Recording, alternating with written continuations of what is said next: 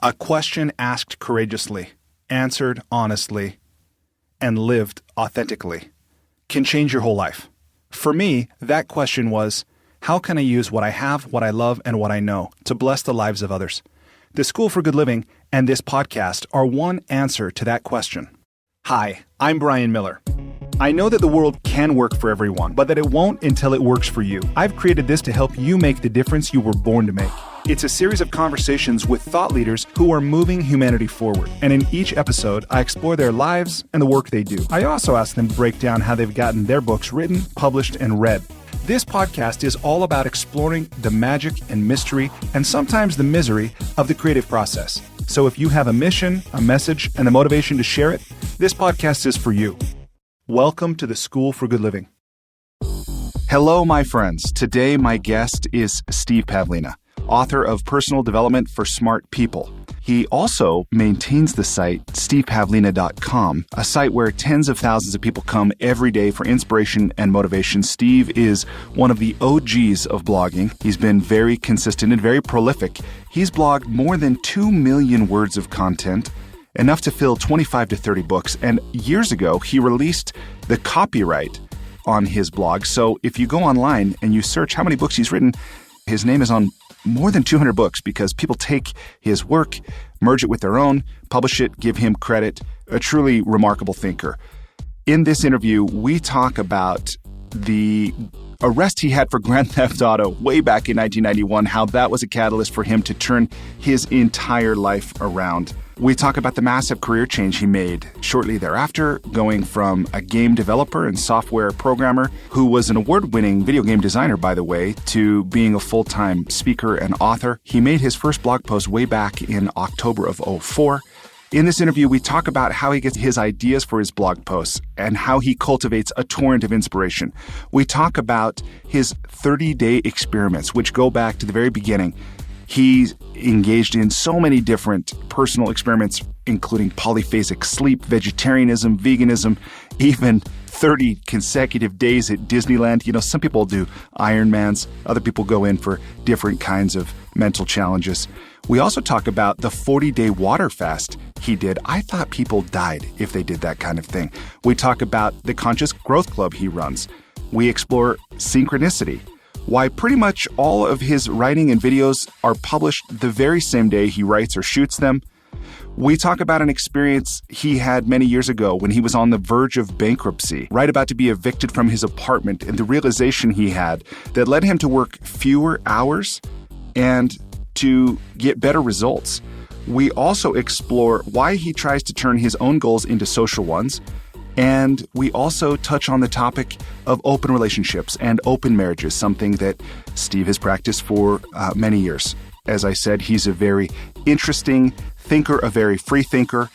And the final piece of trivia I'll leave you with here is that back in 2013, Lindsay Lohan got a tattoo based on the truth, love, and power triangle that Steve talks about in his book. And then she blogged it. So, you know, when you write these words and send them out into the world, you never know who's going to receive them or get them tattooed on their body. I hope you enjoy this conversation with Steve Pavlina, and I feel confident that you'll take away something that you can use to improve the quality of your life and the contribution you make to others. Thanks for listening. Enjoy. Welcome to the School for Good Living. Thanks, Brian. Great to be here. What's life about? What's life about? The way I see that question is life is asking me or asking us that question. And so it's an individual answer. So I can ask, what is my life about, or what is life about? But my answer is going to be very personal, which means it comes from me. So I can say what my life is about, which is about, it's really about trying to figure out what the heck this place is that we inhabit. That's been a big part of my journey for a long time. It's just intense curiosity. And growing up, I was raised Catholic and went to 12 years of Catholic school growing up, where I had all the answers given to me. This is how life works.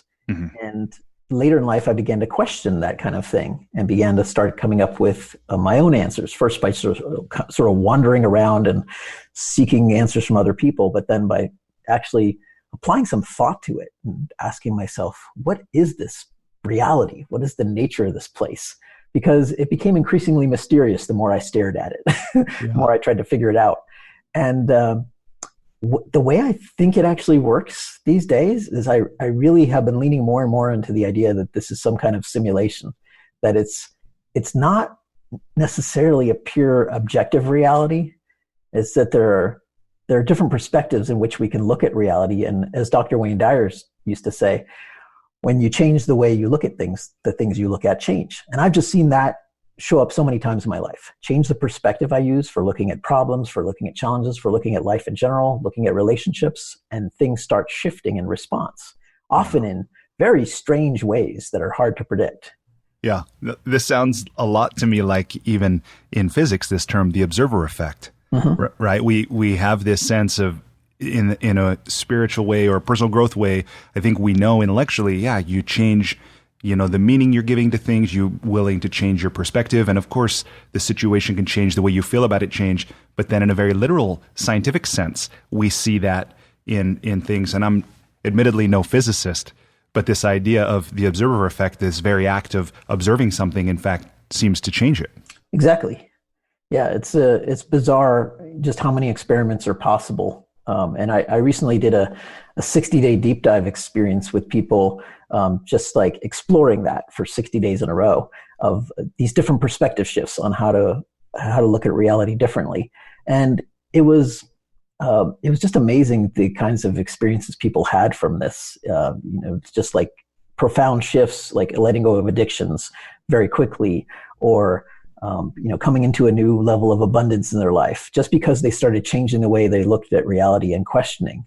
And I think that's one of the things we don't consider enough, is that there are multiple ways to frame problems, challenges, relationships, looking at reality. And we often get stuck in these mono-focused frames, and they hold us back. And we don't realize just how much those frames we choose limit us. Yeah. No, I've certainly experienced that. And we often hear people say there's two sides to every story. And then I remember the first time I heard someone say, no, there's actually three sides, right? Yours, mine, and the truth, whatever the truth is. But acknowledging that it's not just this or that, black or white, right or wrong, but there are, in fact, a variety of perspectives. You can also think of it as there's two stories to every side. So whatever your side is, you probably have your stories backing it up. It's like the history is where you learn these lenses, where you learn these frames and perspectives. The stories we have, the reference experiences, the memories, those are what really lead us to choose certain frames. And when we start actually being a little more flexible in how we interpret our own past, our own stories, that can help to change how flexible we can be with our frames, which can then in turn change the results we're able to access. And that's really the most profound effect of this, I think, is that when we shift our frames, we shift the results we're able to create. And sometimes we can access results we can never even get close to before, and they show up almost easily. No, and this, see, I love this conversation, and I find it very interesting. I tend to find it useful, and yet at the same time, I'm listening in a way where I hear it's kind of conceptual. It's kind of abstract, right? And until it becomes personal, until it becomes livable, it's easy for these conversations, I think, to remain as just a conversation. But I know individual conversations or individual people, of course, have the power to transform our lives. And I'm thinking about something I read that you wrote on your blog about hearing Wayne Dyer speak, and how that set you on a different path for your life. Will you tell me a little bit about what that was like? What were the circumstances of your life at the time, and how did having this encounter with Dr. Wayne Dyer make an impact on you? Yeah, I remember it very vividly. It was a conference that I went to on a whim. I live in Las Vegas. I moved here in 2004, and sometime that year, Hay House, the book publishing company, was doing one of their major events called the I Can't Do It seminar, and they were having it in Las Vegas. And I thought, oh, cool. I like personal growth, and so I thought I'll invest in that and go to the event. And at the time, I'd been running a computer games business for about 10 years. But I was thinking about switching to something else. I was thinking about going more in the direction of writing, something personal growth related, basically taking something that had been a side hobby and making it my main career. Why were you thinking of changing? Well, computer games had been a big part of my life since I was young, and it was the dream of mine in my 20s to work in the computer gaming profession, to make computer games. And I did that. I created an award-winning game, and I felt like it was running its course. And I was looking at, what do I really want to invest in long-term here? And I thought, do I want to go another 10 years down this path? And I could see that I was already starting to get some decent success. My business was sustainable. It had been sustainable for 5 years. My sales were starting to grow. And that's when I started getting a little scared, not really scared, but doubtful. Like, do I really want to sink my teeth into this? Because I felt like the further I went down that path of investing in my game development skills and the business, the more it could become a trap that would define who I was becoming. I suspect, by the way, there's a lot of people listening looking at their own experience of life going, that sounds like me. I suspect. That's partly why I help a lot of people in that situation, because I've gone through that kind of tricky career transition. And I know what it's like when you have that sunk cost. You've invested in it. You've built your skills. I started learning computer programming when I was 10 years old. Wow. And here I am I'm like 33 years old at the time, and I'm thinking about a career change. And that's a big deal when you've been going down that path for so long. You built so many skills. You're already good at it. Yeah, you're already good at it. You have some recognition. I was, giving talks at tech conferences, and I had a popular forum for independent game developers. There was a lot of good things in my life. I could have just kept flowing down that path. It was like a stream by that point. It was not a lot of struggle or effort. It was making enough money to not really have to worry about it too much. Uh-huh. So it was nice. But the problem was it wasn't meaningful enough. That's where it was falling short. And I think that probably echoes something on your path as well. Yeah. It's like that call to meaning and purpose. Absolutely. And when I, looping back to when I saw Dr. Wayne Dyer speak, he was the keynote speaker at this conference. I was sitting pretty much in the middle of this large auditorium with about 2,500 people watching him speak and seeing him on stage. And he was talking about the power of intention. And it wasn't so much the words he was sharing, but just sitting in the middle of that audience, surrounded by all these people working on their personal growth. I just thought, this is amazing. And I was just like crying, tears were running down my face. Wow. It was just because of the intense energy of being in that room with those people, hearing him speak. And I had this really profound impression, like, I'm supposed to be doing this kind of work. I'm supposed to be that guy on the stage doing this kind of stuff. And it was tough. I went home and kind of reflected deeply on that. And then I honestly sat on it for about 6 months because I was in a bit of a funk. I didn't know what to do. It's like, how do you take that first step? Where do you go? You have that feeling like, okay, this is what I need to be doing, but how do you turn that into action? That's what took me a while to figure out. How do you actually get there when you're not even close to that reality? Yeah. Like, you have a totally different career path. You're surrounded by different friends, and everything was grounding me to being in the computer gaming field. Yeah. It's kind of that inertia or that gravity keeping you as you were, right? Yep. And I realized I had to go through a process almost like a divorce with my old career, where I had to start letting it go. And that was tough. So I did simple things at first. I took all the game programming books off my bookshelf and put them in a closet or garage or something like that. Just get them out of the way. So I wasn't always having that priming effect of seeing them and reminding me that I was a game developer. And instead I put some personal development books on the shelf.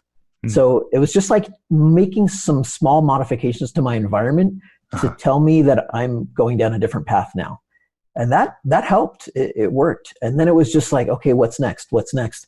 What do I have to let go of? It was that's what started happening during those 6 months, is it was letting go of the game developer forums that I ran, handing it off to 3 friends. And they actually continue to run it to this day. Wow.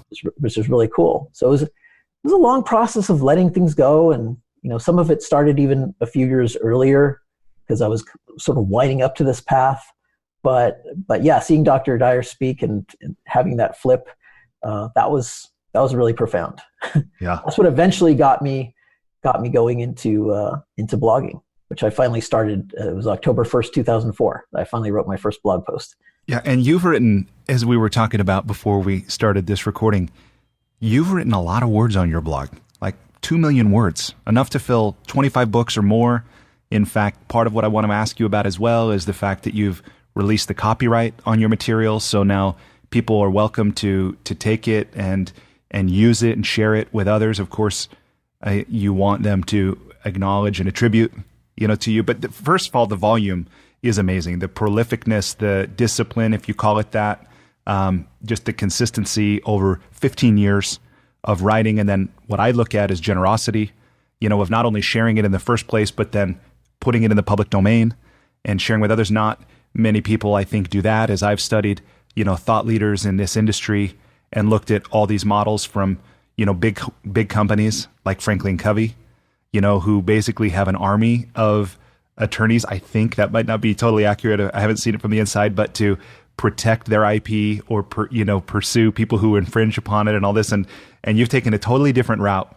So I know I've just kind of opened a couple doors there, but I want to start. Let me actually, before I even ask about any of that, ask you about the book you did publish with Hay House, Personal Development for Smart People. And this was a book that you published. You published this about 10 years ago? Yeah, it came out in October 2008, or let's see, September 2018, I think is actually when it came out. Okay, so just about... Not 2018, 2008. 2008, that's right. So about almost exactly 10 years ago from the time we're recording this. This is where are we in time? Space and time. We're in May of 2019 as we record this. And this book, Personal Development for Smart People, The Conscious Pursuit of Personal Growth. So obviously you've been prolific as a blogger. You've published this one book through a traditional publisher. Will you tell me, who do you write for? Whether it's the book or the blog, who do you write for, and what do you want your writing to do for that reader? This might surprise people, but I often write for specific individuals I know. I meet a lot of people in my audience in person. Mm-hmm. And in fact, last year I got married for the second time, and I married a customer. Wow. I married my wife, Rochelle. She and I met at my first workshop that I did in 2009. And we'd been in a long distance relationship for like 8 years, and we finally got married.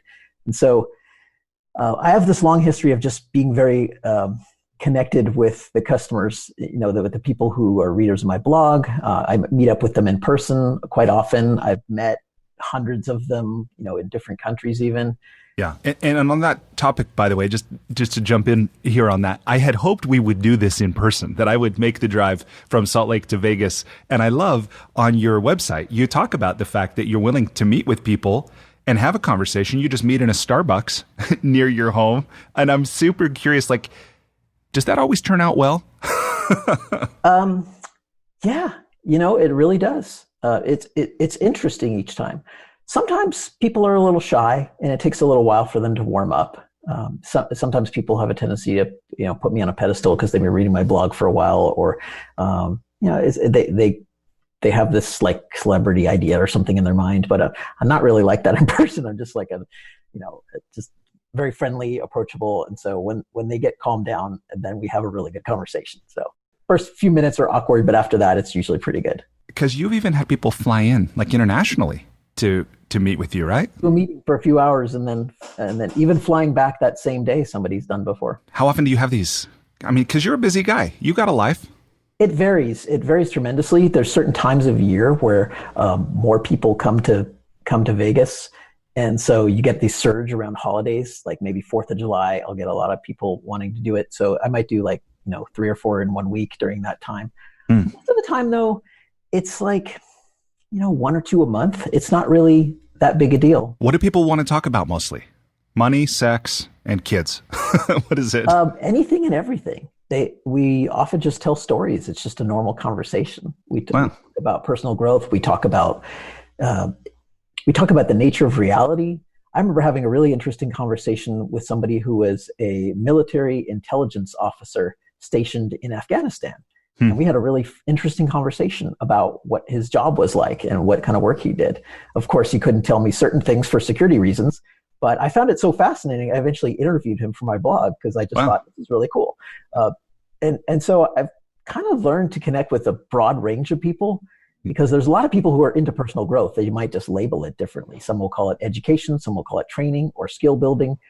but pretty much everybody's into it. Otherwise, we never would have, learned to talk and walk and things like that. We have to grow since we're born. So we're used to that. Yeah, absolutely. Okay, so that was a kind of a divergence off this question of who you write for and what you want your writing to do. And then you were sharing you write for individuals very often. Yeah, quite a lot of the time. I think of a certain person, or I think of a person and I generalize them as an archetype in a way. I think of somebody who's like, okay, I'm going to write something to help like a 20-year-old college student who's struggling with productivity and procrastination. Think about something like that. I'm going to help somebody who's facing a decision right now. They're leaning towards breaking up with a long-term relationship, and it's really hard for them. I'm going to write towards helping somebody who's considering a career change. They're sort of stuck down this long-term path. They're doing work that's very mental. They maybe gotten good at it, but it's not feeling heart-aligned. And they want to do something more heart-aligned, and they're having trouble trusting those feelings. And so I think about, quite often I think about places where people are getting stuck, and I can help maybe nudge them a little bit past that stuckness, give them a little bit of a perspective shift. So often it starts with thinking of a certain individual I know who's dealing with a certain problem. Like when I get an email from somebody, when somebody posts something in a discussion forum or shares something on social media, it often triggers a line of thinking. Like, how do I help this person? What could I share that might have some meaning or be impactful for them? And then that's what starts getting my mind churning and the gears, moving, and it starts just coming through as a flow of ideas, and then it just gets expressed through writing or speaking or interviews, or it can be expressed in all kinds of ways, workshops, products, who knows. Now, how do you choose the people? I mean, how do you choose the people or the topics that you're writing about? I mean, I heard you say it'll be things on a discussion forum, but why that one over something else in any given moment? It doesn't feel like I choose them. It feels like they're being assigned to me. Say more about that. It feels like I don't really choose the topics I write about, not consciously.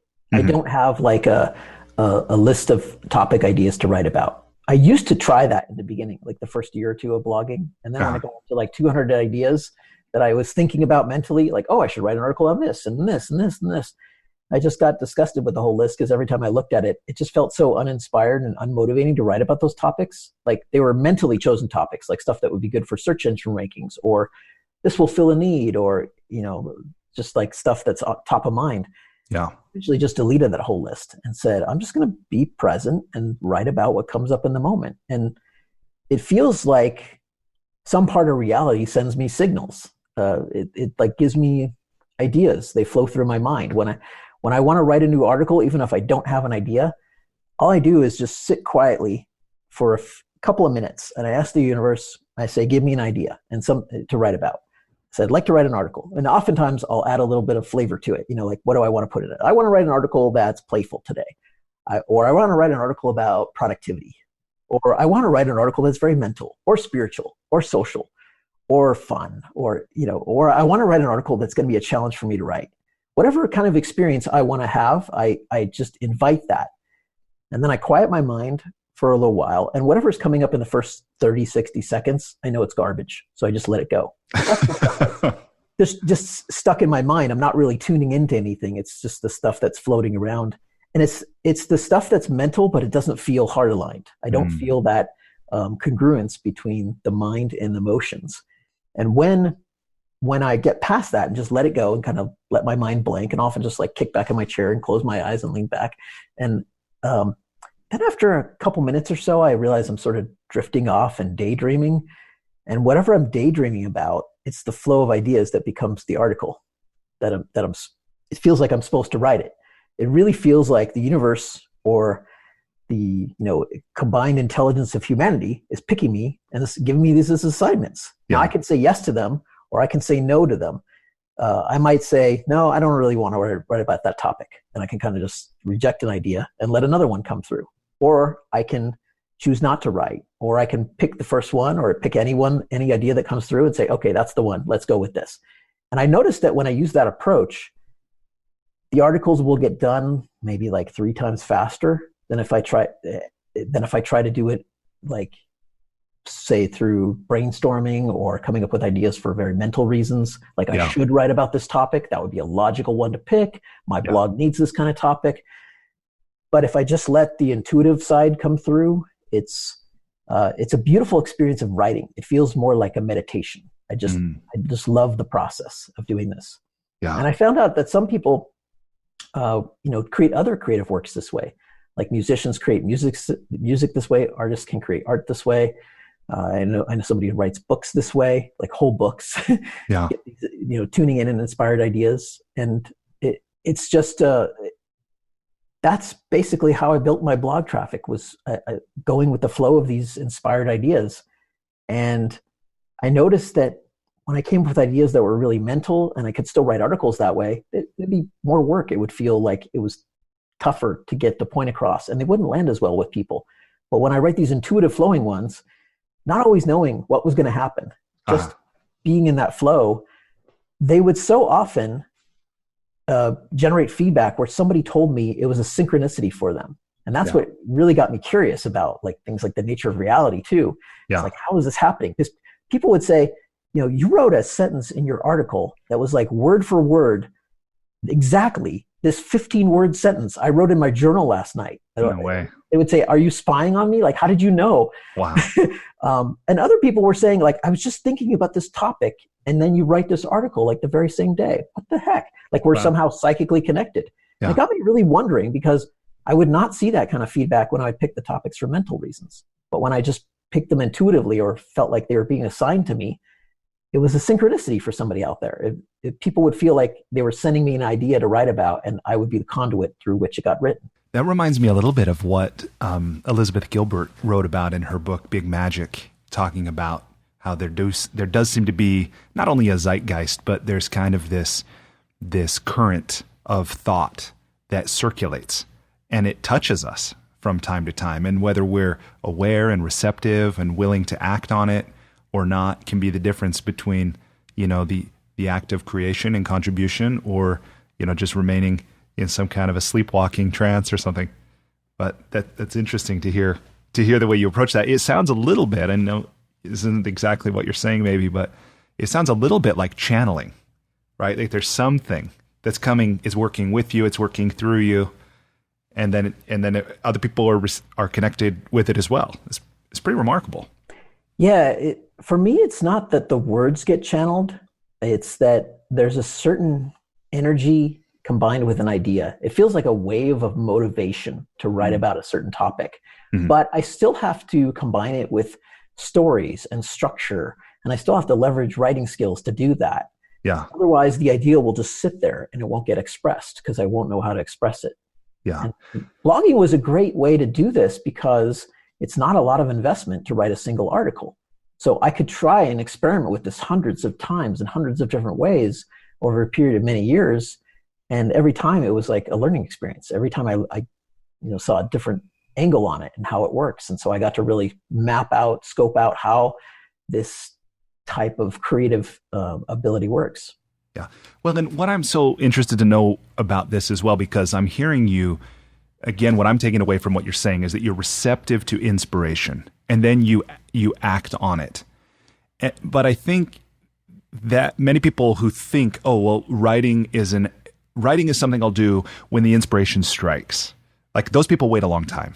Many of those people wait a long time, or the initial enthusiasm of the inspiration wears off, it dissipates. They don't have the stick-to-itiveness or whatever to get the writing done.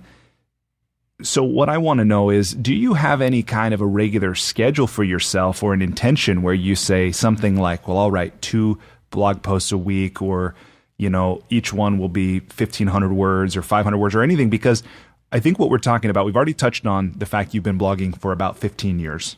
So obviously you have the longevity and the stick-to-itiveness there, but you also have tens of thousands of readers, like people who are visiting your site every day, right? More than 10,000 at least. And that's a lot of people. I mean, if you think about if that many people came over to your house for a party, that's a lot of chips and dip, but to get that many minds, that many, people coming to read your work and they're obviously coming back. I imagine those aren't all unique, but But anyway, that's to say, as you're using this approach, it sounds to me like a very inspired approach. How do you put that structure around it as a writer that allows you to publish with regularity, that allows you to complete the work you start, and not just be motivated when a whim strikes and then let it peter out and dissipate into nothingness, if that makes sense? Yeah, my answer is probably atypical, but I don't write on any kind of schedule. I could write an article on a Sunday night. I could write it on a Tuesday morning. I can write it when I'm traveling. I've written articles on airplanes before. It can be in any situation, any time. I'm prepared to be able to write an article, but I don't know when the inspiration is going to come. When I feel like writing and I want to write and I think, okay, I want to write something now.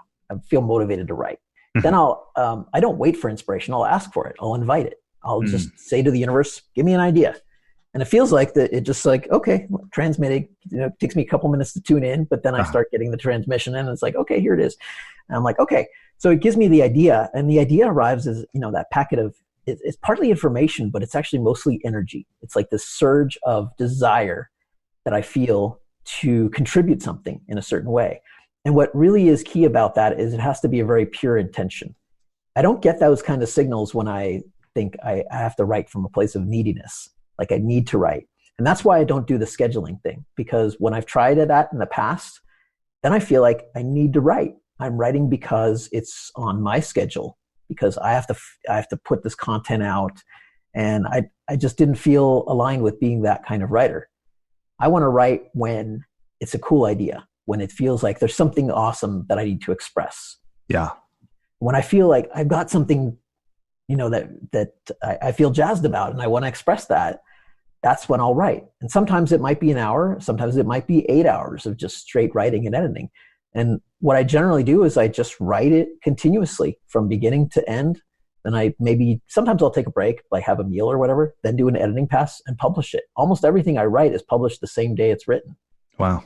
Same thing with videos too. If I record a video, even if it's a video for launching a product or service, generally it's published the same day I recorded it. So it's just like, I feel like there's this need to put the energy out there soon, early. Evidently, you and I don't share the same congenital defect of perfectionism.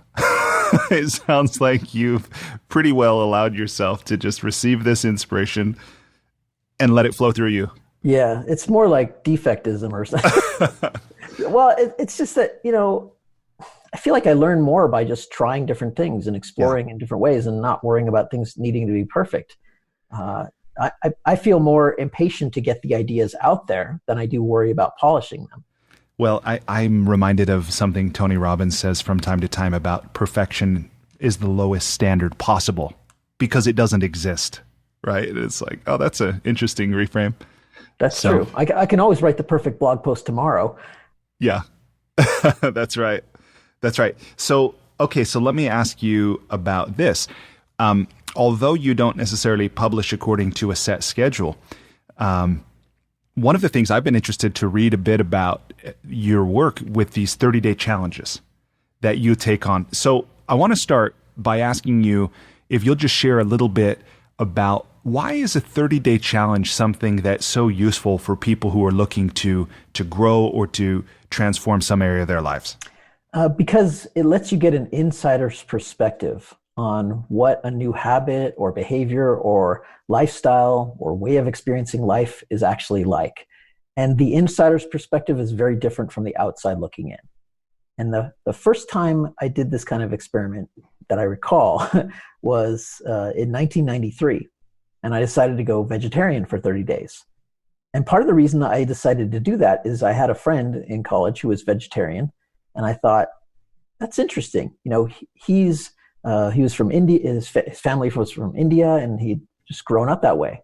I thought that's interesting that he's going to be vegetarian for so much of his life, and I'm never going to experience that because I was, not raised that way. I'd never gone vegetarian before, and I thought he's going to always have this piece to his life that he'll experience that I never will.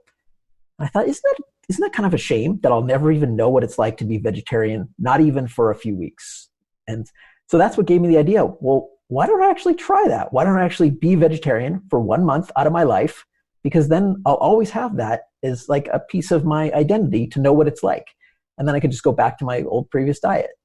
And I thought, oh, yeah, I could do that. Why not? So in a semester, in the summer between semesters when I was at college, I was like, okay, I'll take the month of July or whatever, be vegetarian. And I thought, this is kind of neat. And what was interesting is by the time I got to day 30, well, I still had only vegetarian food in the house because that's what I happened to buy. And so I was like, oh, well, I'm not going to go shopping right now. Just, I still have some food, so I'll just eat what I have. So, another week passes or whatever, I'm still eating vegetarian. Pretty soon, I go shopping again.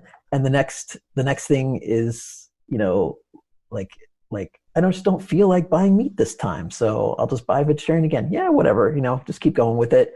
Pretty soon 6 months passes and I'm still eating that way. And that was in 1993 and I'm still going. Yeah. and then in 1997, I did the same thing with being vegan. And now I've been vegan for over 22 years. And it was like, it was an accident, Yeah. It was like, I didn't actually set out to be a vegetarian. It was like the habit just stuck. And what happened was after being vegetarian for 30 days, I liked it so much I didn't want to go back. What did you like about it? I felt a little bit clearer mentally. I used to go running every morning. I do this 25-minute run and go about 3 miles or so and run out, run back. It was just something I do before class each day. And I noticed after going vegetarian that I could breathe a little easier. The runs were a little easier. I could go a little faster and not feel as winded. And I thought, that's interesting. My body seems to respond well to this. And I started doing like even better in school. And so I thought, okay, this is nice. And after a while, I just lost interest in eating meat. It stopped looking like food anymore. It's like it just became a habit that I ate a certain way. And so it was kind of like looking at it like it was nothing I missed. It was like looking at a bowl of sawdust. It was not something I saw as something I'd want to eat anymore. Yeah. So I just sort of fell out of that habit, and it just felt like a very normal, natural thing to do. Yeah. So I kept going with it, and it was because this loops back like why about the power of 30-day trials. But the power of 30-day trials is you get to experience the result. Yeah. And the results are very motivating. I would have not have chosen to be a vegetarian, but after doing it for 30 days and I saw the results and I experienced the results, I thought, I want to keep these results. And then you can honestly weigh the effort versus the results. And is it worth it to continue? And I calculated, yeah, this is easily worth it. I'm going to keep going with this. I saw something similar for myself when I made a decision a couple years ago to become vegetarian.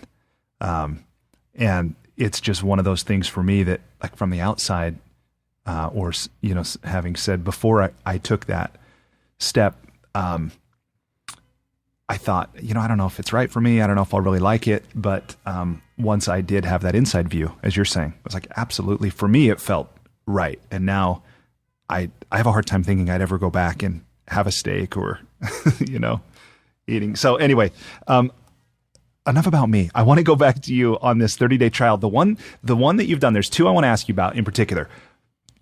Disneyland. 30 days of Disneyland, and the other was your 40-day water fast, which you went beyond 30 on that one and did 40. But first of all, tell me, why on earth did you choose a 30 days of visiting Disneyland? Like, help make sure I understand this correctly. Like, first of all, what was it? Why did you do it? And what did you learn or what did you gain or experience from it? Yeah, that was one of the trickiest ones to decide to do. It's one I'd been thinking about doing for years with my girlfriend at the time. And we eventually did it in the fall of 2016. And it was just, I'd always been looking for, how do you keep stretching yourself when you're doing these 30-day challenges? What's the next idea? What's interesting to explore? And the thing is that idea just kept coming up in my mind. I thought, and what appealed to me about it is I didn't know what it would do to me. Because I was like, what would that do to a person if you go to Disneyland for 30 days in a row? Now I was very familiar with Disneyland because I grew up about an hour from there, and my family would take trips there all the time. So even before I'd considered this experiment, I'd probably been there around 30 times or so. So, I spent a good bit of time and I was very familiar with the place. And I thought, I don't know what this would do to a person. So So I was talking to my girlfriend, who's now my wife at the time. We were discussing the idea, and she's very playful and she likes these kinds of experiences. And I was like, should we do this or not? And we estimated it would cost about $5,000 because you get that was for annual passes. We booked an Airbnb that was not far from the park. So we actually booked it for a full month, and the guy was like, "Nobody's ever booked my place for a month." so we were like, "Okay, we have this place to stay, and annual passes it turns out to be something like $25 a day that you're going to end up paying for admission to the park. So it's not that bad per person." So I was like, "This is very doable." And there's food and so on, but with annual passes, we also got free parking. So I was like, "Okay, that's cool." So I was like, yeah, it's easily, $5,000. I could afford that. That's not a problem. And it seems like, it'd be a really interesting experience. And what really helped me make the choice is my friend Zan Perion likes to ask the question, do I want the memory? That's what really helped me make the choice. And I thought, what would that be like to have permanently the memory of having spent 30 days in a row going to Disneyland? I was like, that sounds awesome. So, some people might reframe that question to, do I want the scar? Yeah, I was thinking like, is it going to do any permanent damage to me? But it was my curiosity that partly led me to it. But my wife and I had picked it, my girlfriend at the time, Rochelle and I had picked an Airbnb, and we were like hovering over the book it button for like an hour trying to make that decision. Like, do we do this or not? Do we do this or not? And eventually I'm just like, all right, click it. Because I have this idea, that we should embrace new experiences. And I've even written an article years ago called Embrace the New. And I thought the reason to do it is that I don't know what it's going to do to me. And I feel like intuitively, this keeps coming up in my mind. And I know if I don't do it, I'm always going to wonder what would be like. So why don't I just get it out of my system and see? And it was actually a beautiful experience. Did you get your hearing back, by the way? It can be loud there, but I'll tell you, even to this day, we still can't get the Disney songs out of our head. Like we'll just break out singing, a song from Little Mermaid or something because it's a small world. The music never stops. Yeah. You're there. It's like everywhere in the park. It's going, music is constantly going, even in the shops area, even the bathrooms, you can never get away from the music. So we have all these Disney songs embedded in our heads for life. We can just never get away from it. Well, what rules did you have for yourself? Did you have anything like, even 1 minute in the park counted as going every day, or did you have to be there by open and stay till close, or was there anything that you imposed as kind of the rules of the game? It was to spend a full day there every day. It was like no cheating. There's no 1 minute crap. None of that. No. So yeah, we would. Maybe the shortest day was like 8 hours or something like that. But typically we were there for 10, 12, 14 hours a day.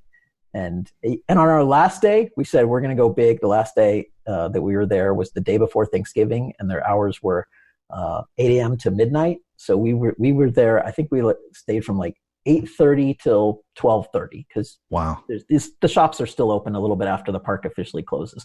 So we spent a full 16-hour day there just to finish strong. Amazing.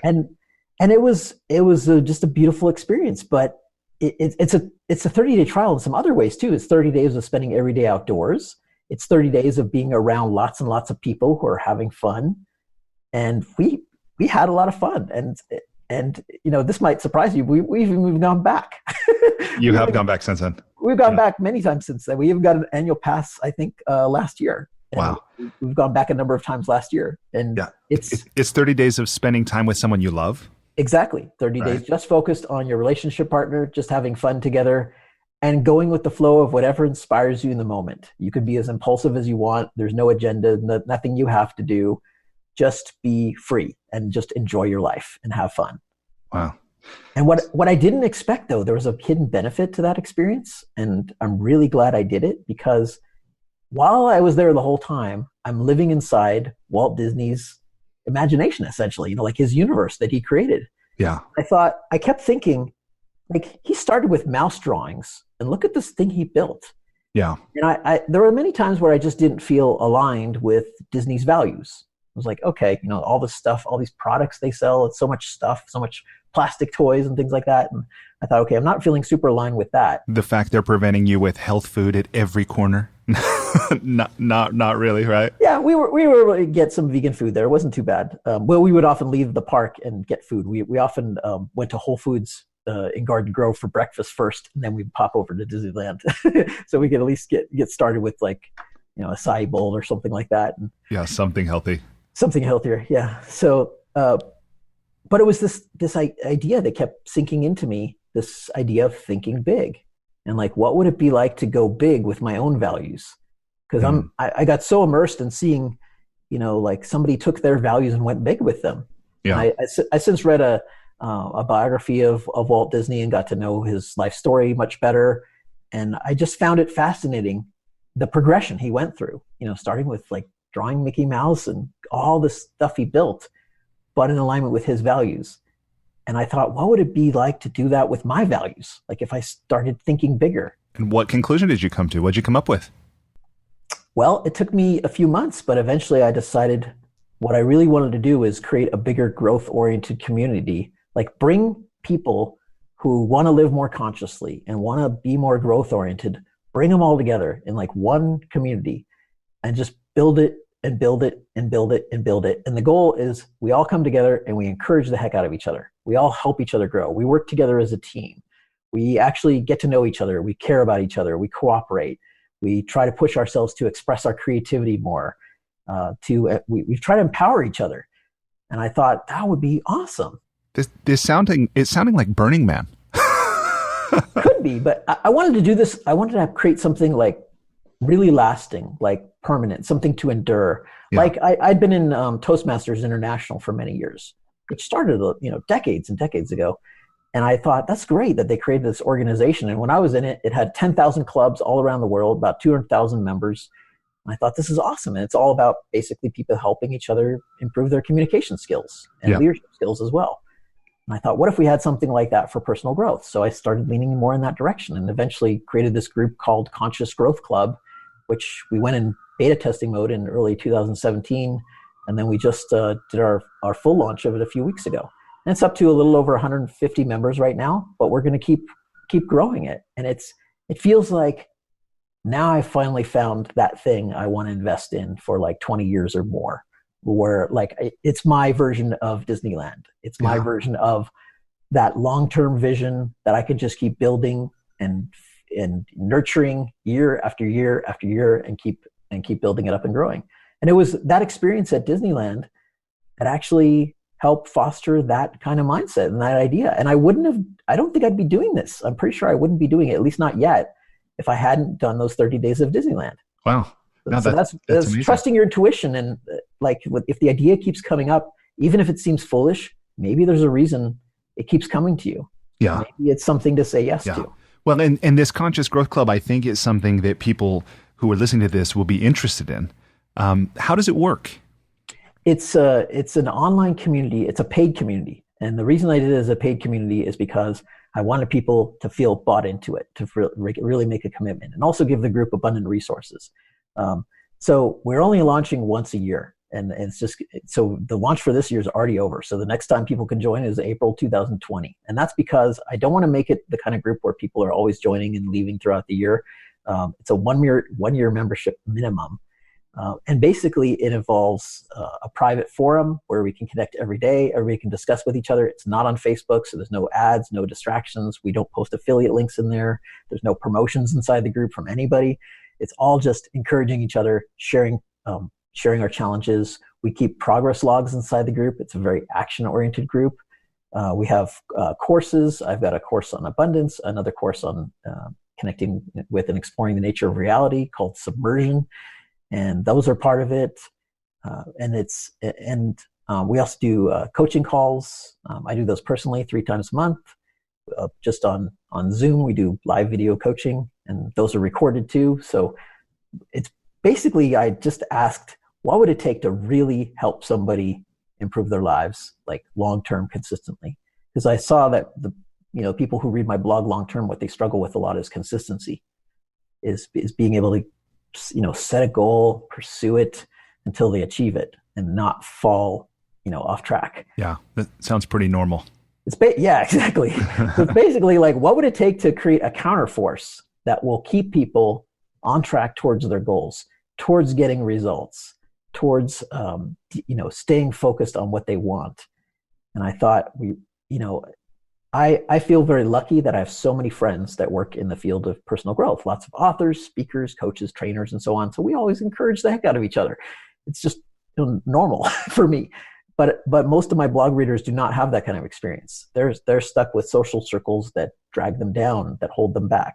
Yeah. I thought we need a bigger source of power and energy in the direction that people really want to go.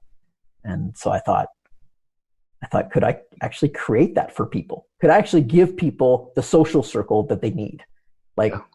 Take all those people, scoop them up, and put them in one group together, because they will. I've seen from past experience, when I meet these people in person, how they are, and I was like, these people need to come together. They need to connect with each other. They need to not just meet with me one-on-one. They need to connect as a group. And I saw a small slice of that when we do live events. We've done 16 workshops since 2009. And I would see how people are at these events. And they would constantly say things like, I had no idea there were so many people like me out there. Who are all these amazing, loving, caring people who are into personal growth? Yeah. How do I have more of them in my life? And some people would change their flights afterwards because they wanted to keep hanging out and they didn't want to go home. Wow. So really cool. It kind of it tugged at my heartstrings. And I was like, wow, it's not fair that I get to connect with these kinds of people so much. And there's not a good and easy way for them to connect with each other. So it's been in existence now for a couple years. Mm-hmm. So the way it's turned out, or it's turning out, how well do you feel that is an expression of your original intention? Or in other words, how happy are you with it? It's better than I expected by this point. And the reason is, and this is something I have a tendency to underestimate in other people, is just how much co-creative energy flows into the process, how much other people contribute to it.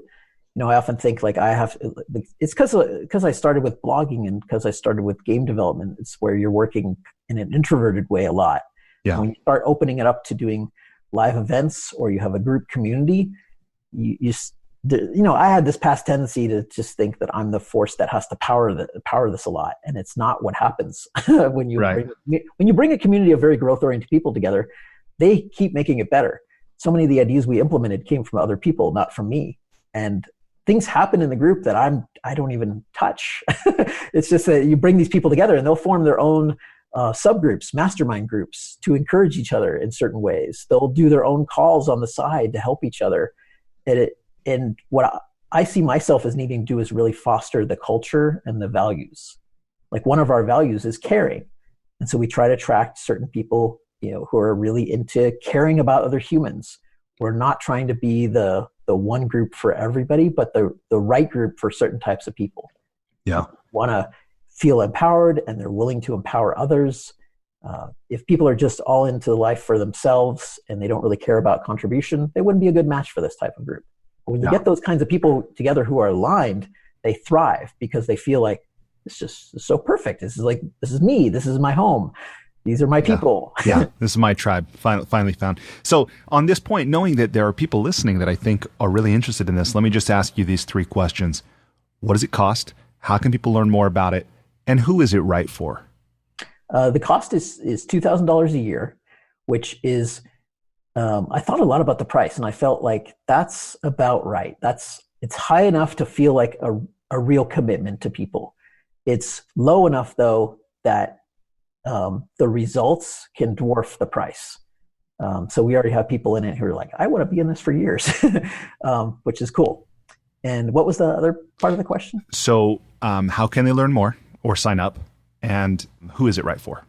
Well, if they go to consciousgrowthclub.com, there's just a waiting form for it right now, because we're only opening once a year. And that's because we want to spend most of the time just focusing on serving the people inside. So our next opening, April, honestly, not going to be till April of 2020. Yeah.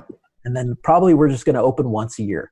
And part of the reason is I want to really focus on nurturing it and serving the community and not trying to grow too quickly. Yeah. I think we grew by 60% with our launch just a few weeks ago. And if we keep growing at that rate, wonderful. But if we're growing at like 200, 300%, that might be a problem too quickly. So I want to balance the type of this group with being able to keep the service level high and making sure people are getting results. Yeah. No, that's great. And you said, who's it for? Yeah. Like, who's it perfect for? I mean, you've talked a little bit about this, people who care, people who are willing to support each other, people who are looking to elevate their own growth and be a part of other people's growth as well.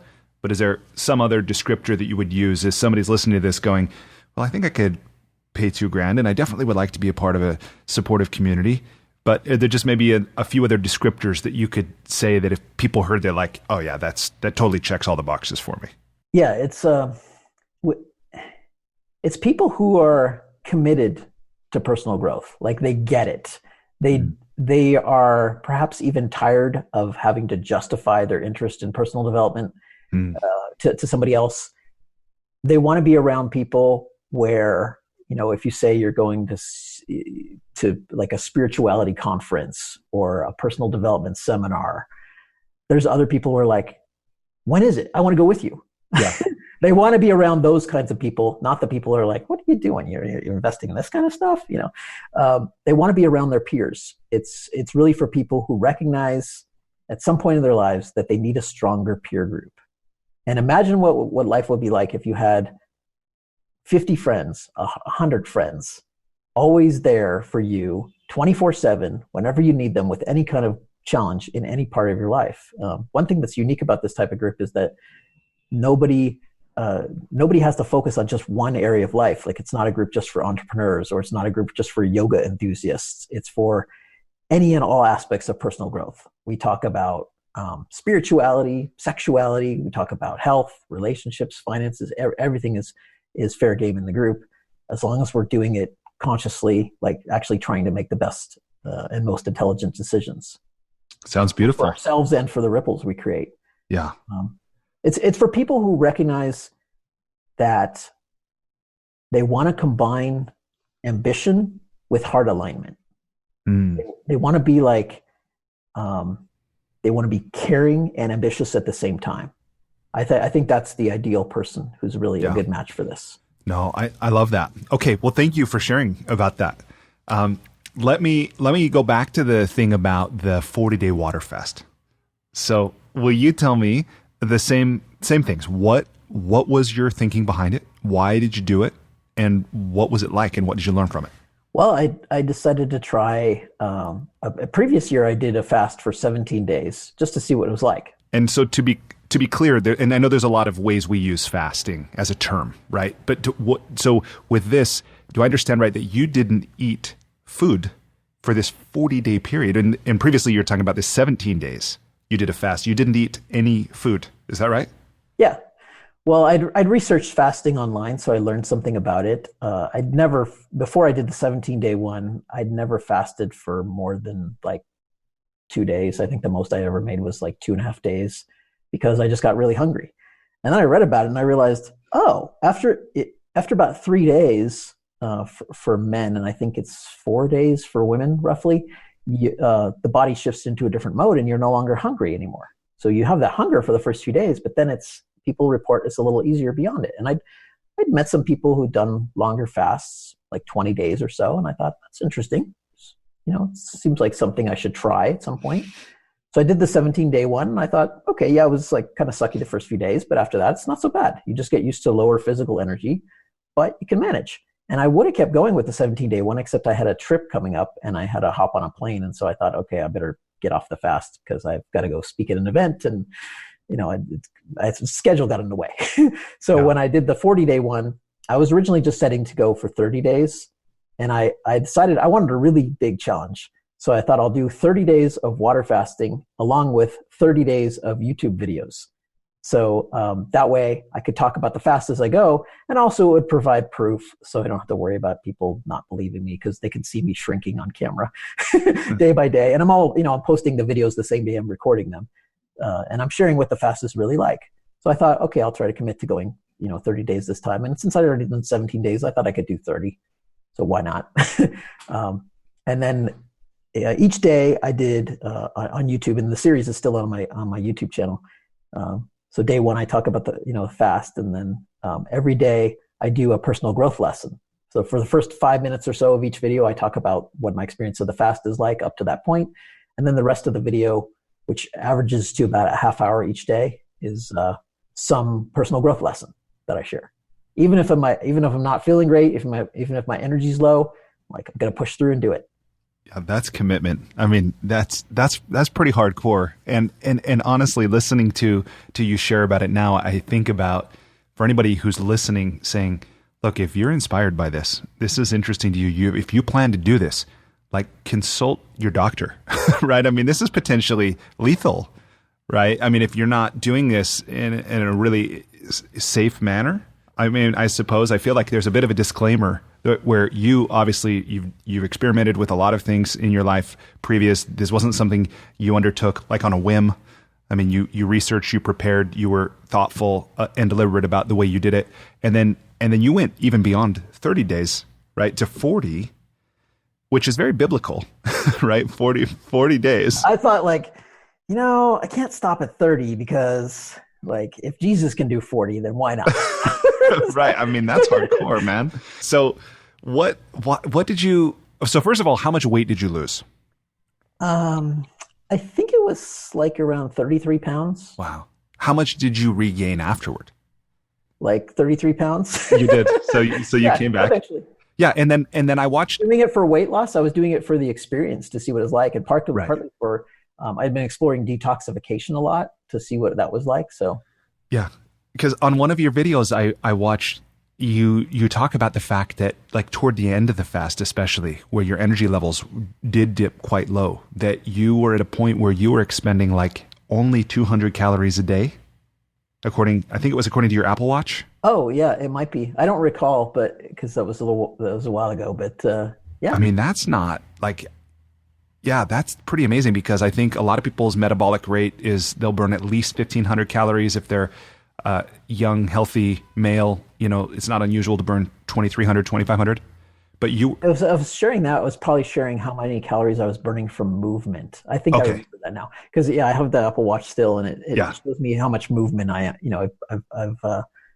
burned. So typically in a day, especially when I'm exercising, it'll be between like 700 maybe to 1,100, 1,200 calories in a day that I'm burning from movement.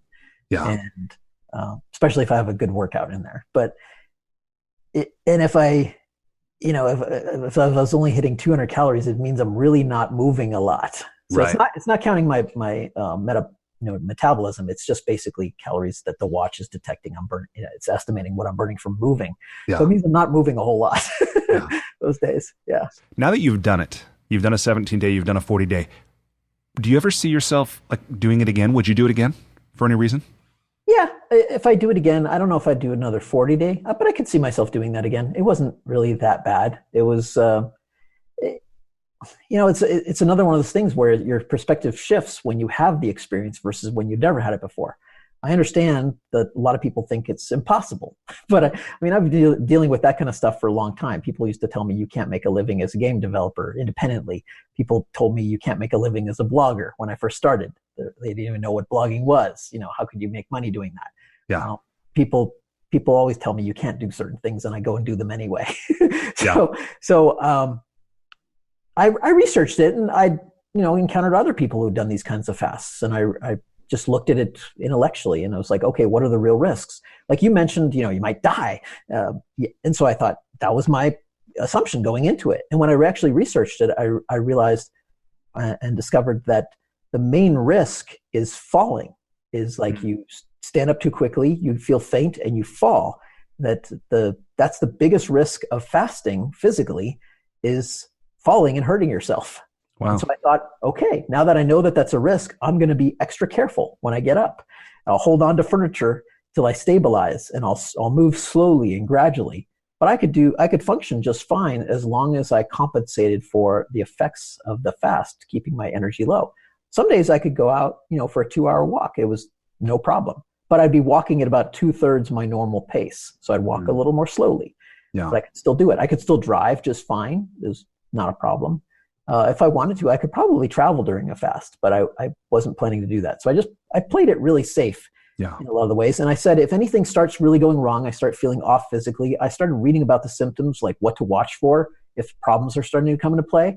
So I made a list of those and I would check it now and then, just make sure, okay, I'm not having these problems. Everything seems fine.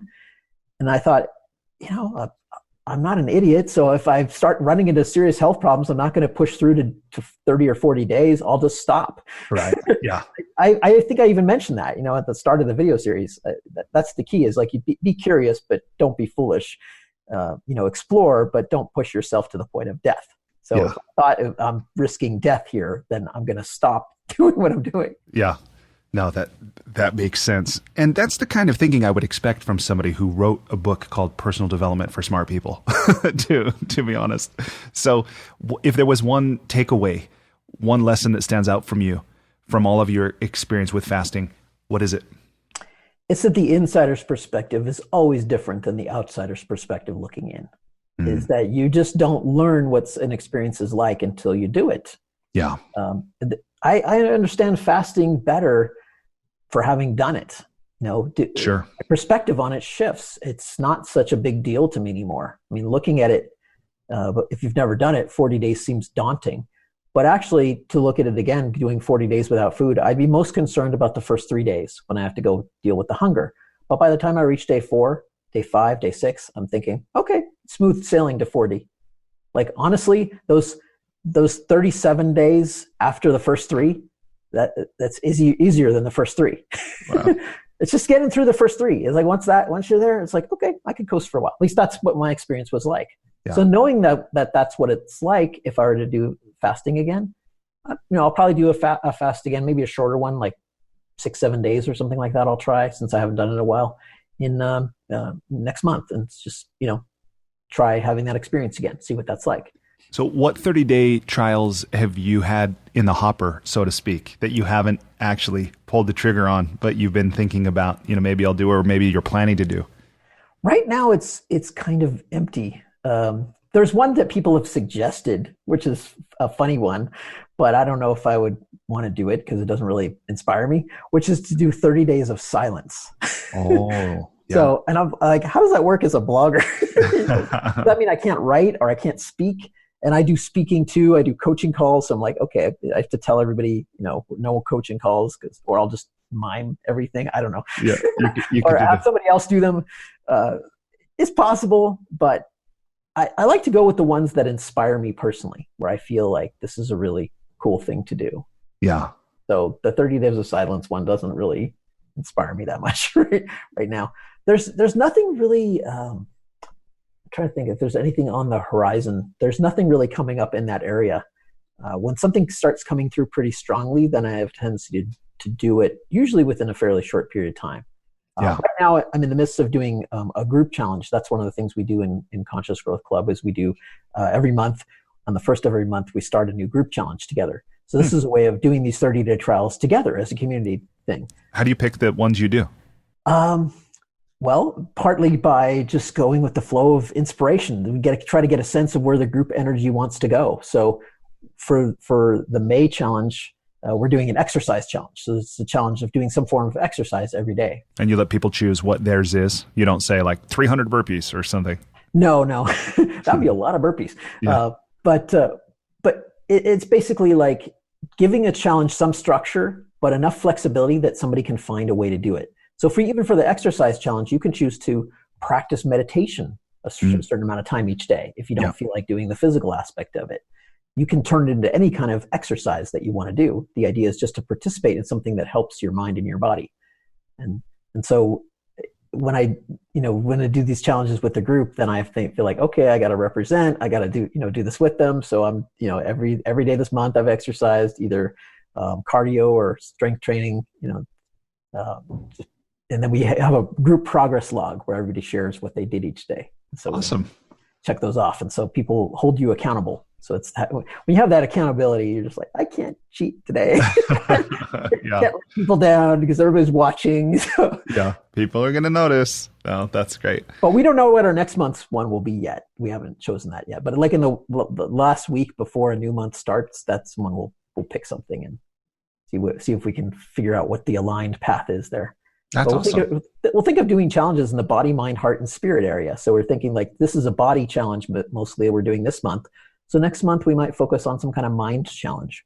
Might be something related to productivity, habits, and then maybe, we might do a heart challenge where it has to do with gratitude or generosity, who knows, a spirit challenge, that can have something to do with expressing your purpose. Ooh, think about 30 days of forgiveness. Oh, that's hardcore. 30 days of apologizing. Yes. To your parents. Yeah. Okay. So although I have a few more questions, I want to be sure to ask you, if time allows, I want to reserve some time for the enlightening lightning round. Okay. Sounds good. First question, please complete the following sentence with something other than a box of chocolates. Life is like a simulation. Okay. Number 2, what's something at which you wish you were better? Music, composition, creating music. Number 3, if you were required every day for the rest of your life to wear a t-shirt with a slogan on it or a phrase or a saying or a quote or a quip, what would the shirt say? I actually have that shirt. And it's a quote from my favorite movie, The Princess Bride, and it says on the shirt, "As you wish." Number 4, what book other than your own have you gifted or recommended most often? There's a couple that come to mind. One is The Prophet by Khalil Gibran, and another one is The 7 Habits of Highly Effective People by Stephen Covey. Both books that I have are very well worn because I've read them multiple times, and I love them both for very different reasons. Yeah, why? Tell me a little bit. I know it's the lightning round, but say more. Why those 2 books? The Prophet I like because it encapsulates wisdom in such short paragraphs and sentences. It just has a beautiful way of expressing certain things. And just how it has these short chapters about different parts of life, like on work and career, on marriage and so on. And each one is maybe just a couple of pages, but you just read it and it sinks in. And I think it's beautiful. Just the poetry of it. It reads like profound poetry in a way, but it's really written as prose. But then you just think, wow, I get it. It's like secrets to life, but in a very short, condensed space. Right on. And tell me, why the 7 habits? One thing I loved about this book is just the structure of it. My college degrees are in computer science and mathematics. And when I got into the field of personal development, I found a lot of the books on it very wishy-washy. They just sort of float out there in this abstract, squishy, soft land. And I felt like, what's the structure behind this?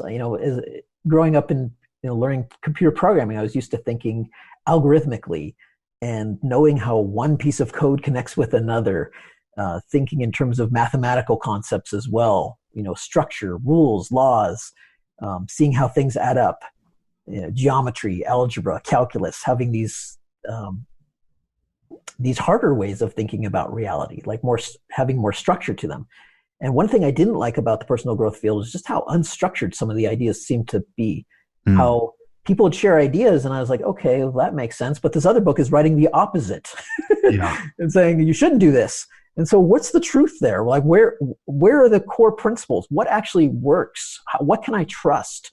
Where do I ground my exploration of this space?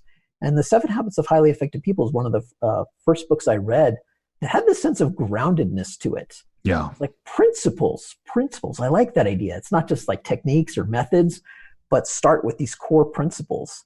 And interestingly, my own book ended up with 7 core principles, except instead of writing about effectiveness, like Stephen Covey did, I was writing about principles of personal growth. And that book was one of the ones that inspired me to dig deep, to look for what's the core structure. If I could say that there's a geometry behind personal growth, what would it look like? That's what I really got curious about and wanted to see. And that's why that book was so inspiring to me, because I felt like it really went deep. Yeah, no doubt. That book's touched a lot of lives, for sure. Mine included. All right, thank you. Okay. You travel a ton. What's one travel hack, something you do or something you own that makes your travel less painful or more enjoyable?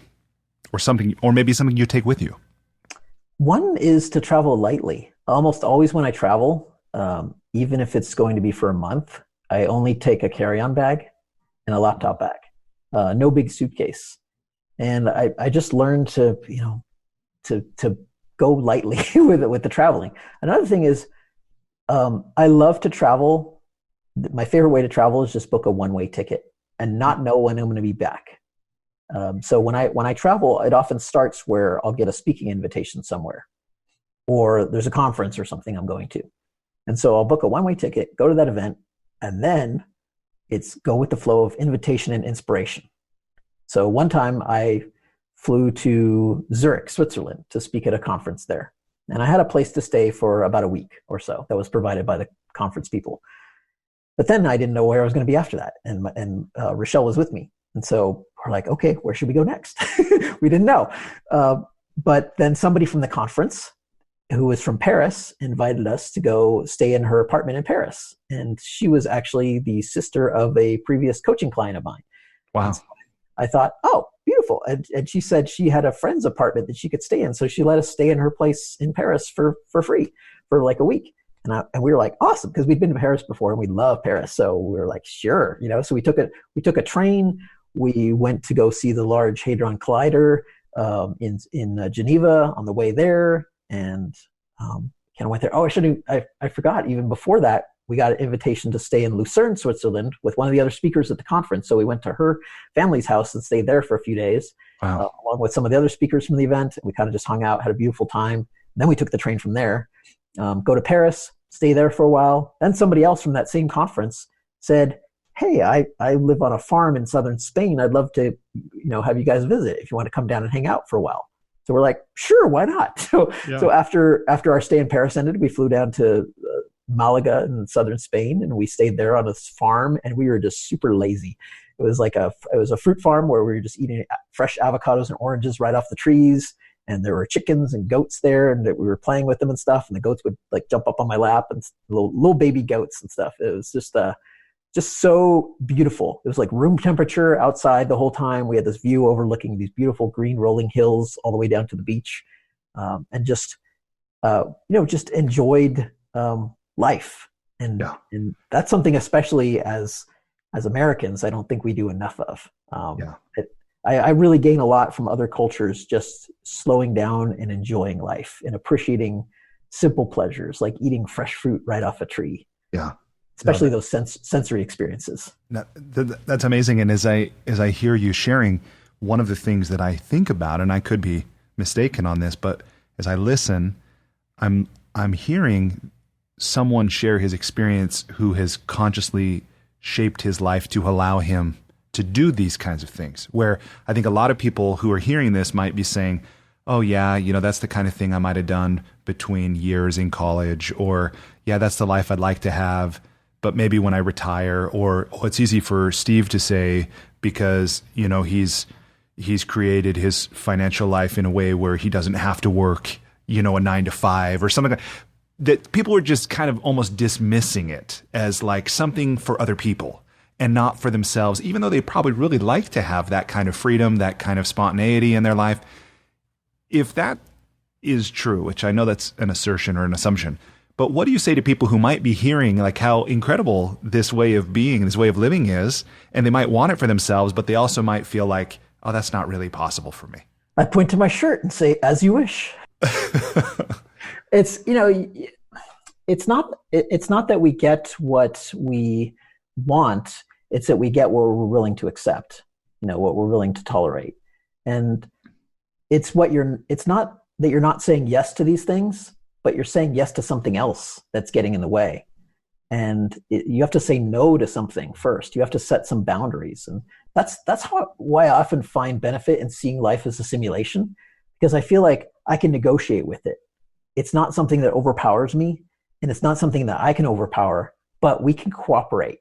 If I feel like I'm on a path that's doing something that could be good for myself and for others, I can propose an offer of sorts to the simulation. Right. Yeah. And I'll say like, I want to, like even if I'm doing, say, the 30 days of Disneyland, I share that as an offer with reality. Like, I'm going to do this 30 days of Disneyland. But I'm also going to blog about it along the way to share what the experience was like. So I didn't do a blog post every day, but a few posts along the way to share what the experience was like. So if there was any value I could provide from the experience, I could turn it into something shared. And it's the same thing with like traveling. If I focus on doing those things just for myself, I get stuck and they don't happen.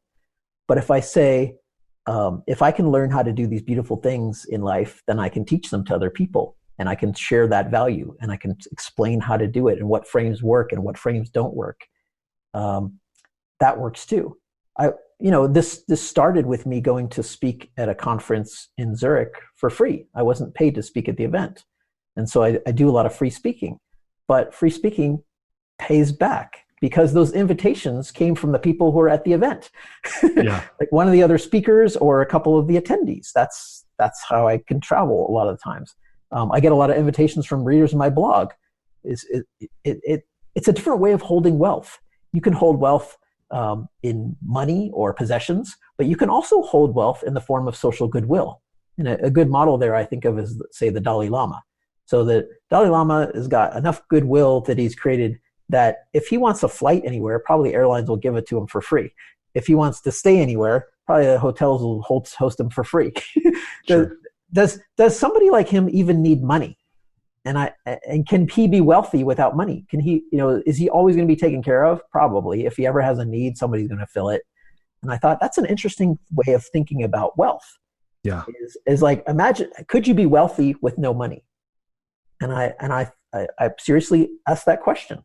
And my model of wealth growing up was actually from watching Star Trek: The Next Generation. It was like my favorite show. It ran from 1987 to 1994. And I just absolutely love that show. And I've seen every episode a bazillion times. In fact, my wife and I still sometimes watch it to this day. And what I especially love about that show is just how the people on it, they don't worry about working for money. All their needs are met. They live in abundance. They get to spend their time focusing on what they appreciate and enjoy from life, which is traveling the galaxy. And yeah, they have their share of challenges, of course, but they focus on doing interesting work because they love the work. Nobody does a job for the pay. Yeah. And I thought that's how I want to live. And that's what I want my model of wealth to be like. It's not that I need to make a certain amount of money. It's that I need to make money irrelevant in my life. And that's what I've set out to do. I've set out to live in such a way that I can largely ignore money. And then I found that by living that way, money shows up to the extent that I need it. And usually extra, like more than I need. And then I just find ways to, like do things with or without money. Like I've gone and traveled through Europe a few times without paying for a place to stay. And even my flights to and from there were paid for because, say I go speak at a conference, the people doing the conference, they pay for my flights. So they give me a place to stay for like up to a week and pay the travel expenses. I go speak for an hour at an event, and now I'm in Europe. And I was like, okay, let's travel around. Let's see what. Pretty good equation. Yeah. So I was like, yeah, it seems like it's a lifestyle that works, but it doesn't actually require much money at all. It's actually pretty cheap. But so much flows just from that focus on contribution. That's what I've found is that we focus on following an interesting purpose and giving and actually turning what would otherwise be a very selfish goal, something that's just good for us, and opening it up to be beneficial to other people. It just ignites something there. It really invites a flow that you just don't see when it's entirely an individual goal. Yeah. I almost always try to turn my own goals into social ones, because when I turn them into social goals, they get accomplished. When I keep them at an individual level, they don't get done. So it's the result. When I go after the result, I realize it's got to be about more than just myself. Yeah. And I know a test for a bad goal is if it's just about me. If I'm the only one who will benefit from the achievement of that goal, it's not a good goal. Yeah. Even when I did the fasting, I wouldn't have done it if it was just a private pursuit. But if I can say, I'm going to pursue this goal and share it with other people, share the videos, share the results, share the experience. So anybody who wants to know what it's like to do a 40-day fast, they can go see my videos on YouTube for free and watch the whole series. They can even go day by day. Now, their experience may be different, but if they learn something that's helpful, great. No, I think the way you've said that about the goal being about more than just you, is something that first of all, I think it's very insightful. It's something that I've seen, in my parents' lives as successful entrepreneurs that their work, as I perceive it, was never just about them or even just about our family, but about much more, whether it was the employees or the customers or the broader community. So I've definitely seen that close to home. And so what you're saying really resonates with me. Beautiful. Okay. So that was in response to this about travel. All right. Next question. What one thing you've started or stopped doing in order to live or age well? Well, giving up animal products years ago. So I did that in January of 1997. Just stopped eating all animal products and haven't gone back. So that seems to be helping. I know energy's been good. Health's been good. Haven't had any major health problems along the way. So that I feel grateful for. One is another one is more emotional, which is just don't hold grudges. don't get into fights with people, and focus on cooperation more than competition, because it really incredibly reduces the stress that we have in life when we see ourselves so much as individuals and we feel like we're competing against the world or the world is against us. It's not so good for our health either. What I really root everything in is trusting reality. And I think that's really the core, is that if I don't trust reality, it automatically creates stress for me. If I don't feel like I'm safe here in this reality, if I can't trust what reality is going to do next, and think that it will be beneficial on some level, even if it's only on a spiritual level, even if it seems like it's a hard challenge that's being pushed on me, if I can always forgive reality and always trust reality, that helps a lot with reducing the stress level. And what it does is it turns my relationship with life into a positive form of stress, which is called eustress. It's like the positive version. So it's not a negative feeling; it's a feeling of engagement and motivation. That's a pretty big shift, and one obviously you've consciously undertaken. But I think a lot of people don't realize that ultimately is a decision that's available to them. Yeah, exactly. We don't know if we can trust reality, but if you lean into that direction, that possibility, and you start cultivating a more trusting relationship, and you think, there's a reason I'm here. There's a reason this reality exists. There's something I'm meant to explore here or do here. Yeah. This is not a place that's designed to punish me. It's actually designed to empower me. And if I just can always find a way to give reality the benefit of the doubt and think that everything it's throwing at me is meant to be a lesson, a growth-oriented challenge, something that makes me stronger, something that makes me smarter, something that helps me connect more with people. You always see things through that lens again and again. And I don't always succeed at that when I'm in the heat of a moment, like, damn you, reality, why you have to bring me this problem, right? Why now? Of all things, I'm busy doing a launch and this thing has to break. Really? Yeah. But then afterwards, I compose myself. I'm like, okay, all right, what's the lesson here? Why is this coming up? And it could be a lesson about, I need to handle the little stuff in life too, not just the big things. Sometimes it's simple lessons. It points out your defects so you can grow stronger. Yeah. I just find that such an empowering perspective, where instead of taking something that's maybe closer to a victim view or something, and it makes me think of something I once heard Ken Keyes Jr., the author of, what did he call it? Something about consciousness in the title of his book. I'm drawing a blank right now, but he says, everything is perfect for either your enjoyment or your growth. I was like, is that literally true? Like, that's an interesting thought. The Handbook to Higher Consciousness, that's Ken's book. But have you read that by chance? No, I haven't. That, by the way, that might be interesting for you, because I had the privilege of hearing Wayne Dyer speak in the January before he passed. It was the only time I ever got to hear him. But I was so impressed that on the flight home, I read his memoir, I Can See Clearly Now. And in the memoir, I read that he had read this book, The Handbook to Higher Consciousness, which is out of print now, by Ken Keyes Jr. And that was a book that really inspired him on his journey to serve others and to continue his growth. So then, of course, I tracked that book down and read it, and I loved it. So as somebody who's into consciousness and growth, that might be a book at some point you'd enjoy as well. I don't know. Beautiful. Well, one thing I should mention about Dr. Wayne Dyer, which kind of ties back to a story we were talking about earlier, is that I had a chance to meet him in person too, because when I saw him speak on that stage, the funny thing is that 3 years later, I ended up speaking at that same I Can Do It conference, because Hay House became the book publisher of my book. And then I ended up getting invited to speak at that same conference twice, once in Vegas and once in Tampa. And since there was a speaker's dinner after the conference, I got to meet Dr. Wayne Dyer there, and I got to talk to him and say hi. And what was also strange is like Reed Tracy and I ended up in a mastermind group together last year. Wow. The president of Hay House. So it was kind of funny just how that all that wove together.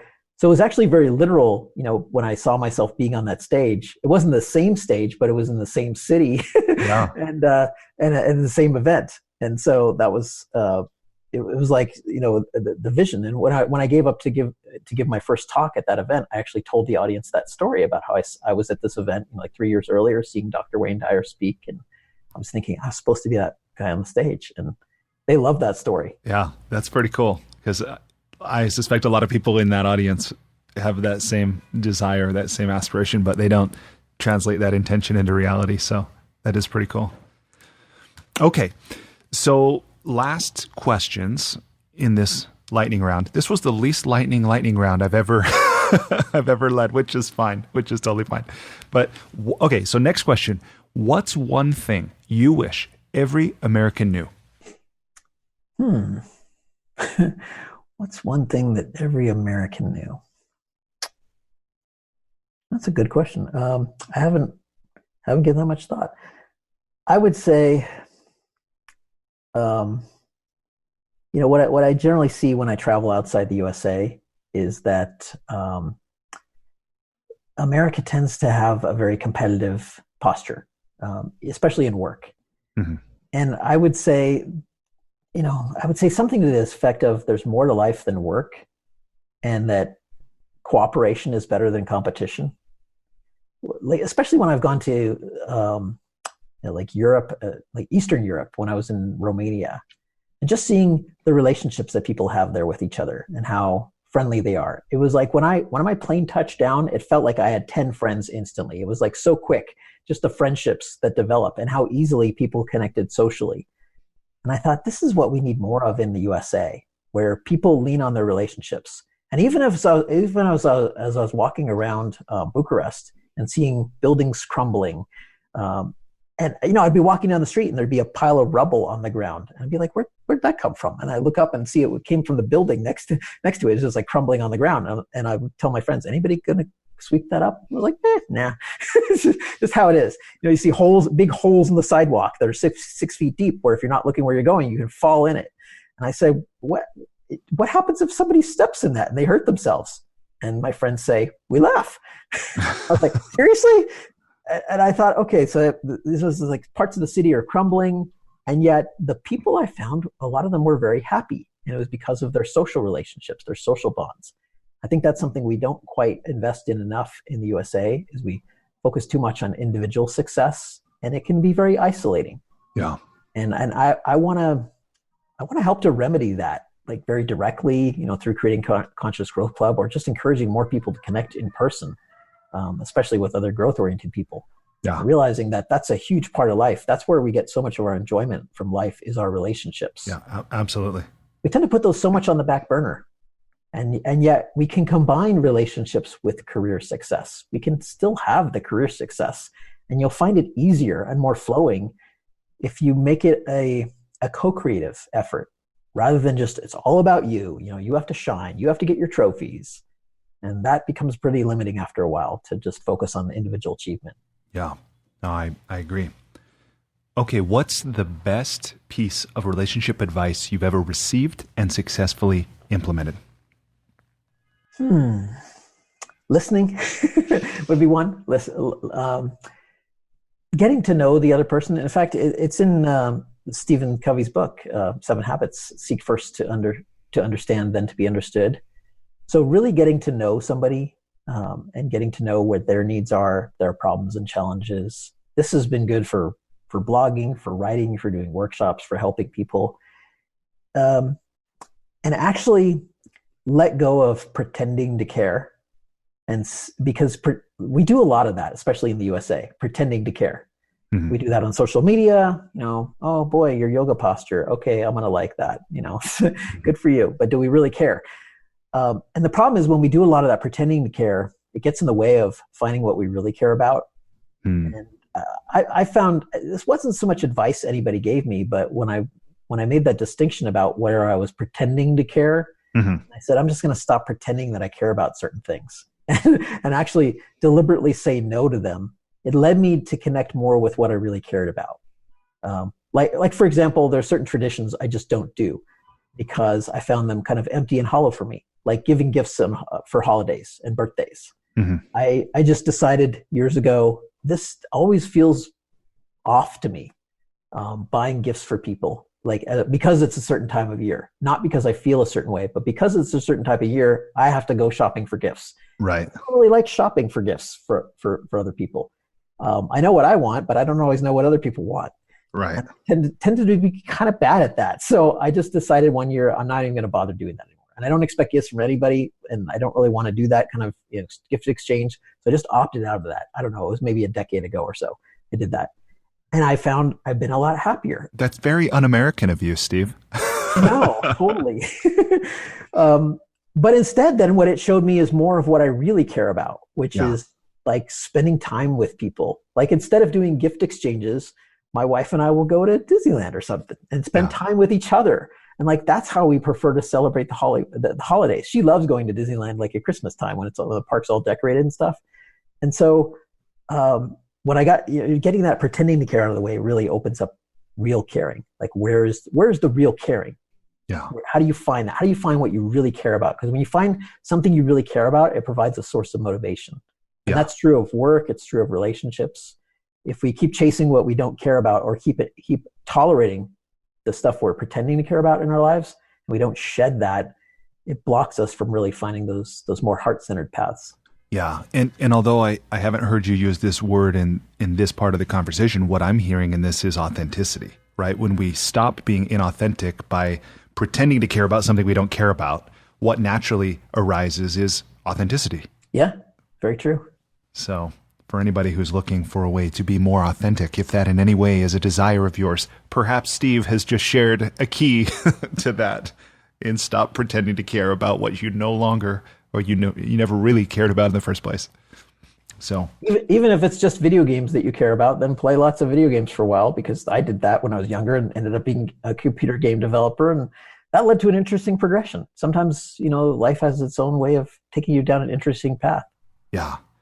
Well, okay. And so my last question here in the Enlightening Lightning Round, and you've talked a little bit about money already and had this really interesting question about, can I be wealthy without money? Right. So maybe there's already that aspect of this conversation, but I'll ask a similar conversation or question as I did about relationships.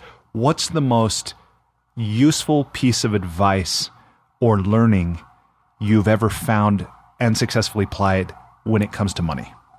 That's an easy one, actually, because there was a profound shift. When I was first running my computer games business, it wasn't going well. I was just sinking into debt and going broke, and eventually I was about to declare bankruptcy, and then I also got a notice that I was getting kicked out of my apartment because I couldn't pay the rent. So I was living in Marina del Rey at the time, on the near the beach in Los Angeles. And I've got like 3 days to move my stuff out and find another place to live with no money, which was a challenge to say the least. And so I walked down the beach. I used to go running a lot along the beach. Running was something I did especially to relieve the stress that I was under. And so I walked down, sat down on the sand next to the Santa Monica Pier, and I'm looking out at the ocean. And I'm thinking, at least you're free. At least you're not calling me 10 times a day asking when can I make a payment. Speaking of the ocean, yeah, you're saying, right? Because you're looking out at the ocean, saying this. At the ocean, talking to the ocean. Like, at least you're not charging me to sit here. I was literally getting 10 phone calls a day from creditors and stuff, asking like, when can you make a payment? When can you make a payment? And it was just like ridiculous. And I had to like disconnect my phone after a while because I was behind on so many payments for so many things. So I'm like, okay, I'm going bankrupt and I got no money and this is not working. And I've been working hard to try to build my games business and it didn't work out. I worked with, it's partly things started going downhill when I got kind of screwed over in one bad business deal, and it just took a turn for the worse, and I never quite recovered from it. And so I thought, I'm doing something wrong here. Like, this is not how I want to be living. And I realized I tried hard, and there were some good things that that I'd learned in business, but it wasn't working financially. And what I most regretted was just all the stress I experienced. How stressful those first 5 years were. Which for me was like from 1994 up to early 1999. And I thought, I just can't keep going like this going forward. I'm not going to do another 5 years like I did the last 5 years. And so I started asking a really interesting question. And I thought, what if I never figure out the financial side of my life? Like, I tried hard for 5 years trying to start my own business right out of college, and I screwed it up. And who knows if I'm going to be going to make better decisions going forward, or if I'm going to go through this again. And I thought, it felt like a lot of stuff that happened was outside my direct control. I was trying hard, and I thought, this is just not how I want to live my life. I don't want to put all the stress out there in my reality. So I thought, is it possible to always be broke or always in debt for the rest of my life and still be happy? Like, if I just let go of the stuff that I feel like I couldn't control, what could I control? And could I control my own happiness? And I thought that would be really interesting if I realized I could be happy and broke at the same time, because then I would just be happy no matter what was happening with my finances, like decouple those two. Yeah. I realized when I thought about it seriously, I thought about it on the beach for a couple of hours, and that was really transformational for me, because I realized I could live an amazing life even if I had no money. I could live on the beach. I could sleep on the beach. I could go into libraries and read amazing books. And I know you're a lover of books as well. I thought I could read all these great books. Yep. I could learn to play music. I could talk to people. And I realized it would be a different way of living. I'd have to focus on social skills, on courage. I'd have to lean more on other people for help and support. But when I realized it was actually kind of an invitation, that like being broke wasn't a sentence, it was an invitation to thinking about life differently and to focusing on what I really enjoyed. And so then I did just that. I basically said, I'm not going to keep living with the focus on trying to make money. I'm going to just start doing what I enjoy, and I'm going to start living to be happy instead. And the next 5 years, my business turned around. Things became more abundant. I started doing things I would never do before from the old mindset. I started volunteering.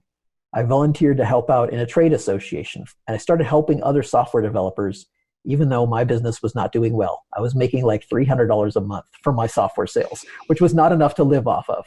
So I did some tutoring on the side to help make ends meet, and barely made enough money to squeak by. And it turned everything around. Within a year, I was making plenty of money, and things were going better and better and better. And it was so weird, because it took a mindset shift to do that. I was actually working fewer hours and getting better results, because I started opening up to aspects like community. I started focusing more on helping other people, because I felt like my situation's helpless. Whatever I do is just not working. I felt very disempowered by trying to work on my own goals, because they were not getting me anywhere. Yeah. So I thought, why would I keep doing the same thing? Let's just forget that approach.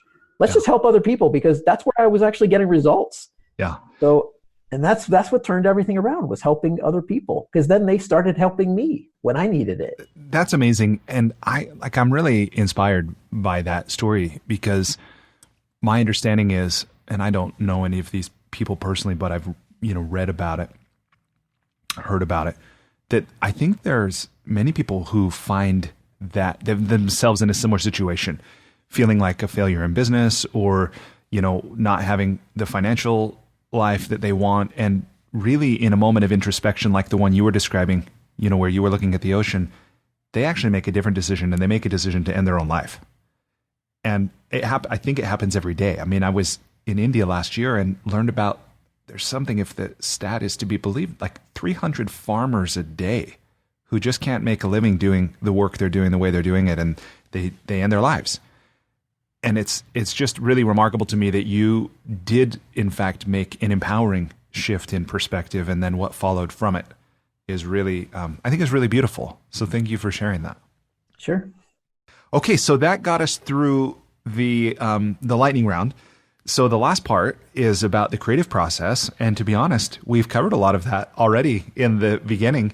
So let me ask you these two questions. The first one is about, I believe I read this in the past, so I might be mistaken, but I understand there's some kind of a criminal history in your background. But that's something you've written about, you talk about publicly sometimes, right? It's in the introduction to my book. That's right. So tell me about that. Well, when I went to college, I went to college actually 2 times. The first time I went to UC Berkeley, and I felt like just unmotivated to be in school. I was majoring in computer science at the time, but I was finding the classes really boring and checked out from them. And so I started, like, in the first month after I was there, like, I think some friends and I were talking about, like, possibly shoplifting something from a record store. And I thought, ooh, that sounds kind of exciting. And so I went back later on my own, and I was like, I did just that. And it was like this jolt of adrenaline. I'm like, now I feel awake and alive, just doing something stupid, like stealing some cassette tapes or CDs or whatever. And it got me on a path of doing more and more of that. And eventually I connected with a partner, and we started doing things together and started escalating. Oh, no. We were stealing, like, going to department stores and stealing like hundreds of dollars worth of stuff at a time. And I'd gotten arrested like maybe 4 months after I started on my own. And then I got arrested like 3 more times. So I think I'd been arrested 4 times. And the first time it was just like a slap on the wrist and some community service. And the next time it was like something similar. And then eventually, like the 4th time I got arrested, it was for, I was 19 years old at the time. And it was for felony grand theft, because I was doing this in the Bay Area in California, and the limit there at the time was $400 is what determines whether it's petty theft, which is a misdemeanor, a more minor crime, or grand theft, which is a felony. And I was stealing, like, I think at the time it was $458 worth of stuff, if I recall. So it's just over the limit for grand theft. And with priors, I was looking at probably a year or 2 in state prison for, because I'd been doing too much of this too quickly in like 18 months, 4 arrests is a lot. So that was not so good. And I was kind of freaking out about the experience and didn't really want to do that. I had to spend 3 days in jail in Sacramento, where I got arrested because I wouldn't tell them who I was. I didn't have any ID on me, but they were eventually able to identify me through my fingerprints. And I was pretty scared. And at the same time, when I got out of jail, then for the 3 days, I got a letter saying I was kicked out of school because I wasn't going to class, because I was doing all this crazy illegal stuff instead, because it was more fun. and I realized, my life was pretty much a train wreck at the time. It was not going down a positive direction. And I told my parents, and of course they were upset. And, I got a lawyer, and I went to court, and actually before I went to court, I went to go talk to the lawyer, and he was telling me, he was like, well, it's like you're caught red-handed, so there's not much we can do here, but we can do a plea deal. And he's like, I have good relationships with the district attorney, and so we can, he says, since this is your first offense, we can get it reduced to a misdemeanor, and you'll get off with some community service. And I'm thinking, first offense? Why does he think it's a first offense? And I heard this, I was like, in my mind, I'm like thinking, do I tell my lawyer? If he doesn't know, does that mean the court doesn't know? And if they're going to run this through as a first offense, that would be awesome. So I wasn't sure what to do, and I'm sweating there, and I'm just a teenager. I'm not sure what to do in this situation. And this voice in the back of my mind just says, keep your damn mouth shut. And I thought, okay. So I just didn't say anything. And they go to court, and my heart sinks, because when I go to the court, I see on the docket list it has other aliases listed for my name from previous priors. So I'm like, how could this be a first offense if I'm already in their system and have aliases from fake names I'd given them before when I was arrested? so I was like, there's no way they're going to do this as a first offense. So I go through, and my lawyer still thinks it's the first offense. So he proceeds, and 5 minutes we're in and out, and I get 60 hours of community service. They think it's a first offense, and that's how they process it. Wow. And I'm like, okay. So I just got super crazy lucky. I'm like, I'm out. I'm not doing this anymore. I'm done. And I was a bit freaked out. But what was really strange is that before I'd gone to court, I just like surrendered to the idea that I was going to prison for a year or two, because I was just like, there's no way this is going to work out. So they're going to know. It's like something's going to trigger it in their system or whatever. Mm-hmm. They're going to have to add it up, because how did they find me? By running my fingerprints. Why was I in their system already? There's too many pieces they would just have to put together. But thank goodness for bad software, or whatever they were using back in the 90s. Yeah, that probably wouldn't happen today. Maybe, I don't know. But I'm like, thank goodness that programmer didn't do things correctly, or whoever wrote the software that, connected the dots for them. Somebody had a bug or whatever it was. But I was like, I was saved by, a computer glitch or a bad software or some mismanagement or misorganization, like. Or divine providence, right? And then, you changed. Or that's what I got to questioning. I was like, did I somehow activate this or trigger this? Because I'd surrendered to the idea that I was going to be spending a year or two in prison, and that there was nothing I could do about it. Maybe less than a year, with good behavior or whatever. But and I thought that's going to suck. But I thought I'll just start my life over then afterwards. And I realized I needed to change my life. And I started thinking about, even before I went to court, I started thinking about how I wanted to live my life afterwards and how I wanted to be a different person. And I started thinking about, the changes I was going to make and the sense of possibility. And I began to get a little bit more happy about that. Like, yeah, it's going to suck going to jail for a while, but I'll get through that. I'll recover from it eventually, and I'll live my life better afterwards. Mm. And so it's, in a way, I saw reality as almost telling me, all right, you don't have to go to jail now since you got the lesson. Yeah. Like, we wanted you to get the lesson, but now you don't need to do the time, because there'd be no point. And I was like, yeah, sort of true. And since then, how many run-ins with the law? None. Well, speeding tickets, that's it. Yeah. Everybody's got a few of those, except my wife, which she likes to remind me whenever I get one. So, I've only gotten a few, but yeah, but that's it. Yeah. Nothing like your previous life. Not even like a parking ticket, I don't think, otherwise. So amazing. Well, proof, again, as if we needed it, that it is possible for one to change one's life in a significant way. Whether it was that transformation that you made from that teenage, troublemaker who got in trouble with the law to, a business person that was on the brink of, bankruptcy. Maybe you did declare, and you had that shift, and then you did declare, and to this point today where it seems like you're on a pretty level track where you've organized your life in a way that it's working, that it appears to me that you live with integrity, now that your words and your actions are congruent, you are what you appear to be, so anyway, it seems, to me, I think again, inspiring is probably the word, where I do think there are people in this industry of personal growth and development coaching and teaching others that don't necessarily walk their talk. That's one thing that I'm interested in and impressed by you, where, the things that you share are things that you've lived. It's not theory, it's stuff that you've practiced, you've seen in your own life, which really leads to the next, to my final question, aside from just a couple questions about the creative process. It's this about open relationships that I understand, again, from things on your blog post that you and Rochelle, that you have an open marriage. Yeah. And this is obviously atypical of the way, our American society tends to think of monogamy, which Esther Perel opened my eyes to the fact that even the term monogamy has changed in use, where before we'd think monogamy was one partner for a lifetime. And now we think if we have serial relationships, that's monogamy. So for people who think they have a handle on, what things mean in the first place, I invite them to maybe reconsider. But I suppose the question here for you is, will you talk a little bit about what it means to be in an open relationship? And here I'm going to do the thing I've done a couple times, which is I'll stack questions. Feel free to answer any of them or any other question. But what does that mean? What's it like? Why do you do it? And what would you say to others who are thinking about it?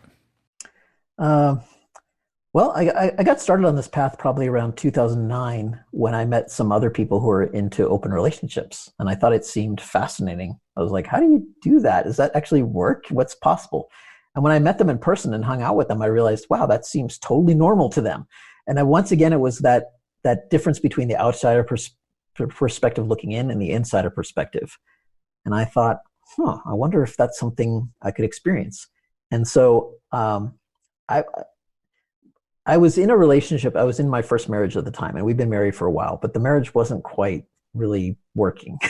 And so we had talked about breaking up a number of times before, and we decided to try doing this open relationships experiment to see if that was better.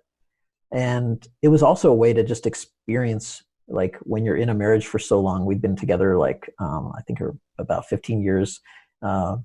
And married for 11 years. Like, what is it like if you open up the relationship and start connecting with other people? Yeah, and you have kids from that first marriage, is that right? Yes, absolutely. 2 teenagers, myself. So it's, it was an exploration, but it was also kind of a last-ditch effort to save our marriage, which I think wasn't the best way to explore open relationships. And eventually, later that year, we decided to separate and get a divorce, which we eventually got a divorce as well. And then when I was in kind of my open relationship, exploration period, that's when I met Rochelle. And she had already previously had some experience with an open relationship, and she wanted to explore that too. So we thought, okay, we'll explore this, from the beginning. And it was, the idea was, we just wanted to have a different experience of relationships. We both had monogamous relationships before. She'd been engaged before, but not married before.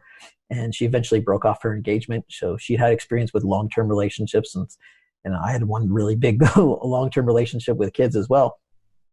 And so we thought, like, let's explore this and see what it's like together. And we actually really liked it. It was, we had other friends who'd been in that kind of space, and what it meant to us was, generally there's 2 different types of people who explore open relationships. For some, it's purely about the physical side. It's about having sex with other partners on the side.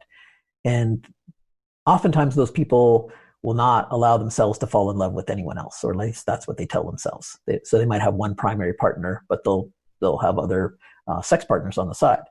And the other group, which is where Rochelle and I land, is the people who are willing to have emotional connections with other people and explore, and especially to explore the gray area between friend and lover, and noticing that things can be very fluid there in terms of relationships, that a friend can become a lover, can go back to a friend. That's how we saw things playing out in our friends' lives who were living this kind of lifestyle. And we thought, wow, that's, fascinating to explore that way. And so we've been exploring that way for many years now. And while it's not something we're super active in, it's just something we're open to. When a connection experience comes to us, then we allow ourselves to flow in that direction. What challenges does it create, if any? I realize that's a leading question, but what challenges have you experienced related to having an open relationship? The main challenge, I just say, is the drama. Where I live in Las Vegas, it's not a big deal, really. Las Vegas is a pretty liberal city, so it's just not a problem. And I have so many friends in this space that are in open relationships, or they're at least open to the idea, that to me, it's become normalized. Like, in my social circle, it's just really not that big a deal. So for some people, I think the common problem is just social rejection for even wanting to go that direction. But what many people don't realize is that there's a lot of social acceptance then from people who are into that space. Yeah. What I found when I came out about this publicly many years ago is that other friends of mine told me, oh, I've been in an open relationship for years. And I was like, what? Really? I didn't know that. Wow. Why didn't you tell me? And they would say, well, I didn't know you'd be cool about it. I was like, oh, okay, I get it. So if people think you might be judgmental about it, they won't open up and tell you. But as soon as you reveal, like, you're into that space, or you're at least curious about it, then it's like people come out of the woodwork Yeah. and they say, oh, I'm in the space. And so people came and gave me lots of advice and, sharing and things like that. And even some partners emerged because of that. Hate when that happens. All this unsolicited advice just coming my way. No, yeah, but on any given topic, people told me what books to read and, what other experts to, consider learning from and so on. It was actually a pretty easy flowing exploration. We've been very good in avoiding drama, and one of the things that really helped in the beginning was to only connect with other partners who also had chosen open relationships, who already had experience on that path. So we really played it safe in the beginning. One thing I found that doesn't work is trying to convince somebody that this is the right path for them. So I never do that. I only would explore this kind of thing with somebody else who's chosen it. It's not the right path for everybody. It's been a great path for us, though. What I found is if I connect with another partner on the side and then connect with Rochelle again, I appreciate her more because I get to see the contrast of how she's different from another woman. Yeah. And it helps me appreciate some of her subtler qualities that I would otherwise take for granted. I would just get used to them and they would recede into the background. And instead, it actually makes me feel more in love with her because I get to see like, wow, there's all this freedom to explore with other people. And the irony is like having that freedom to explore makes me not want to express it as much. Yeah. Like much of the time, it's not like a need or desire to go out and connect with other partners. Rochelle and I are like, we're so into each other. We're so compatible with each other that most of the time, if we're going to do something open-wise, it's a threesome with another woman. It's like, we want to have that experience of sharing a connection with another person together. It's not like we need to go off and have our own side partners. But everybody explores this path differently. Some people really do get into exploring with other side partners, having long-term relationships. And it's just about like caring for other people, like making each other, like even if it's a sexual experience, making each other feel good, connecting and not putting walls and barriers to where the connection wants to go. Seeing if there's an invitation there. Like if 2 people are willing or 3 people are willing or whatever, you want to go a certain path, like follow your heart and see where that leads. And I find it leads somewhere pretty beautiful. Yeah. Now, part of what's interesting to me about this part of our conversation is, first of all, it's an experience that many people either don't have or don't talk about.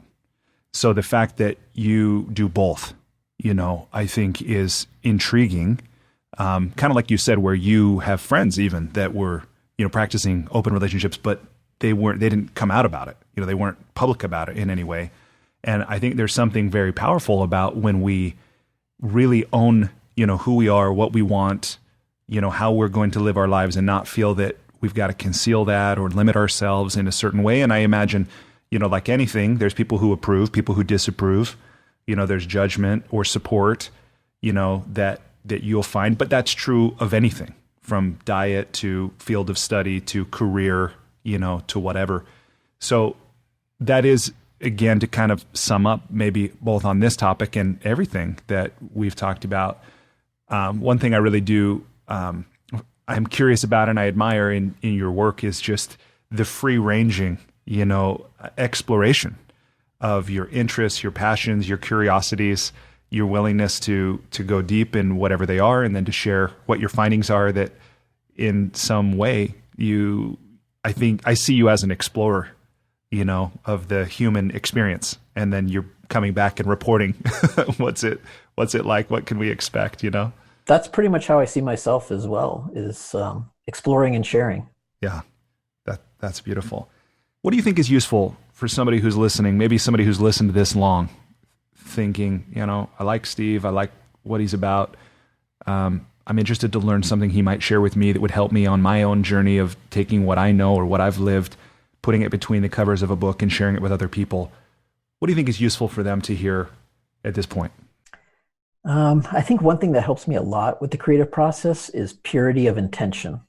When I struggled so much with my computer games business, my intentions were things like create a hit game, see my game on the store shelves. It was based on pride, this feeling like I want to be proud of my accomplishments. And that created the opposite effect. Nobody cared about that result. It wasn't a great thing for other people. It was just something good for me. That's an uncomfortable thing, I think, for a lot of people to learn, is that nobody gives a shit about you. Right? Yeah, like nobody cared about my goals. And in fact, people who pretended to care about my goals, they were more interested in using me for how it would help them achieve their goals. And it was very misaligned, that way of working. And that's what kind of caused me to do business with the people who are not aligned with what I want to achieve, and just, sinking down into a pit of death, but pit of debt, really. And what really got things rolling in terms of results, especially getting things actually published that I felt really good about, was the purity of the intention. And the intention was, in a way, it was timeless. It was about adding something interesting to the substance of the universe, creating something that didn't exist. It was not just about the present moment of that, but like when I wrote my book, I was actually thinking, what could I write that would still matter in 100 years? Like that was part of my intention. Like I want my book to still be read in 100 years. And it's not because it's an ego thing. It's because I want to find something that's timeless, something that will actually matter to people 100 years from now. I want to get at nuggets of real truth and wisdom in there. Like, what are they? I want to come up with an interesting answer. And when I have this purity of intention, I've noticed that it also aligns with me having to do my best. And if a goal or intention, if I can achieve it without having to do my best, I know it's not a good goal. I know it's not a great intention. But when I think, what is a goal that's, another question I ask a lot lately is, what is a goal that's uniquely me?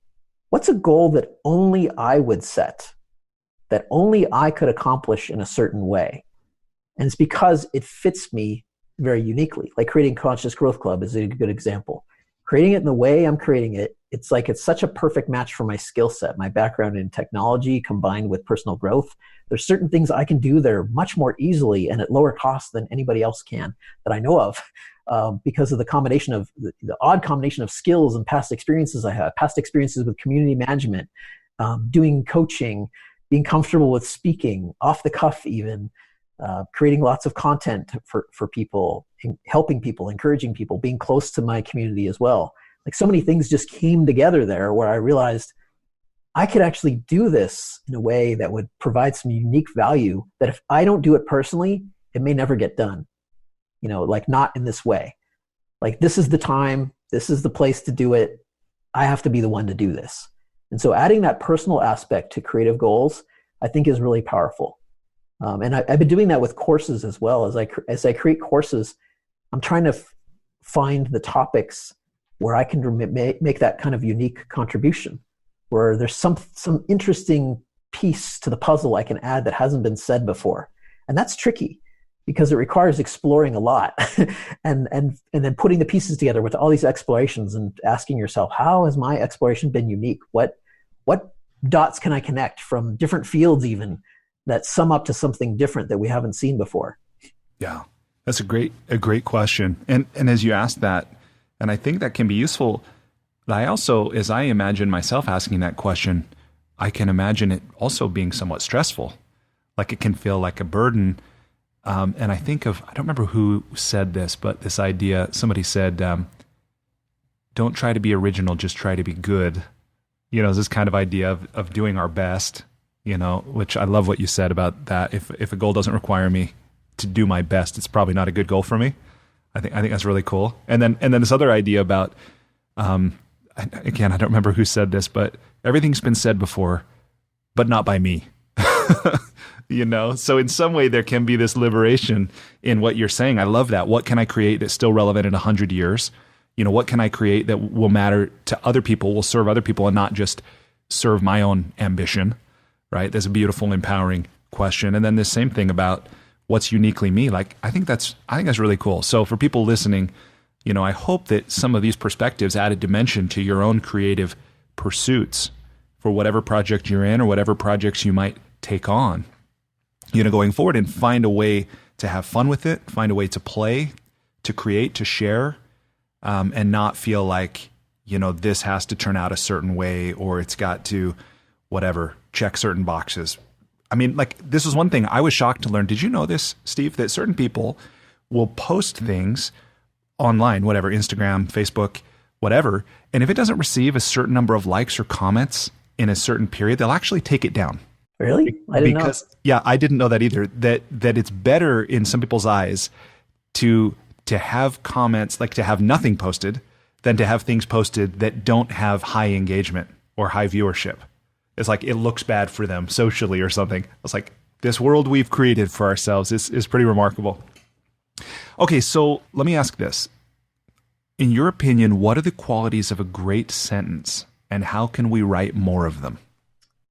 A great sentence. For me, a great sentence is actually one that makes me cry, at least in context.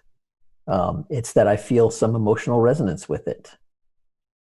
Another one for a great sentence is one that I'm afraid to publish. One where I hesitate to click the publish button, to put that out there. Like, how often does that happen? I don't know if I should say that. I mean, that could happen like if I'm posting something on social media or something a little controversial. Sure, it can happen quite often. Wow. Depends. That's finding your edge, right? Yeah, finding your place of edginess, but also like the emotional aspect. The one where it makes me cry a bit is because it's landing as something really profound to me. It means it's not just a head-based thought; it's a heart-based thought as well. Yeah. And the one where I'm afraid to publish, it's also pulling me in my heart from a different angle. Like the word courage, which we think of as bravery. It comes from the Latin cor, C-O-R, which means the core of your being, or the heart, the center of who you are. So there's a couple different angles of thinking about courage. One is that you're centered in your heart, and another is the sense of valor and bravery. And so I define courage often as the combination of love and power. It's both. It's like love in action, or it's empowering our love is another way to look at it. And so when we're in that heart aligned space, and we write from there, it adds an extra spark to the meaning behind the words. Yeah, I like that perspective. What's the best money you've ever spent as a writer? Best money, honestly, just having a really good computer, one that feels good to me to write on, like just on the tools themselves. Like I love, I have the latest MacBook Pro. I love using that as just a writing tool. Yeah.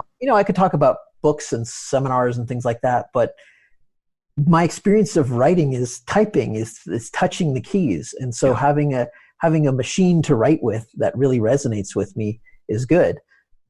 Let me answer another version of that question, which is like for course creation, for creating bigger works like a book or project. I like simple tools like index cards, pen, paper. I spend a lot of time, especially lately, working offline. I get away from my desk, away from my computer, and I just have like a little table in the back of my office where I work, and just with a chair by itself, and stay away from the tech. And just work in the space of ideas. Yeah. And with the simplest of tools. Going analog, old school. Yeah. Totally analog, but just where I can be with my thoughts, because technology can be very distracting. Everything's just a click away. We get addicted to doing things online, web surfing, email, and so on. And when you don't have those available, when they're not right in your physical space, it lets you really think deeply about a problem, lets you really get into it mentally. And that's what I really love about the creative process too, is that chance to apply some intellectual rigor to a problem that I don't know how to solve. Answers I don't know yet, because what excites me about that is not only is it a growth experience for me to come up with fresh insights that I could potentially use to create breakthroughs in different areas of my life, but also that I get to share them with other people, and it creates ripples in the world. And it's that potential for a huge reward, the fact that if I figure out some problem or some challenge or some perspective, it's not just about me. I'm solving this problem for humanity. I often think of it as a mathematical problem or an architectural problem. Say like, it's recently been in the news about the Notre Dame Cathedral, on fire.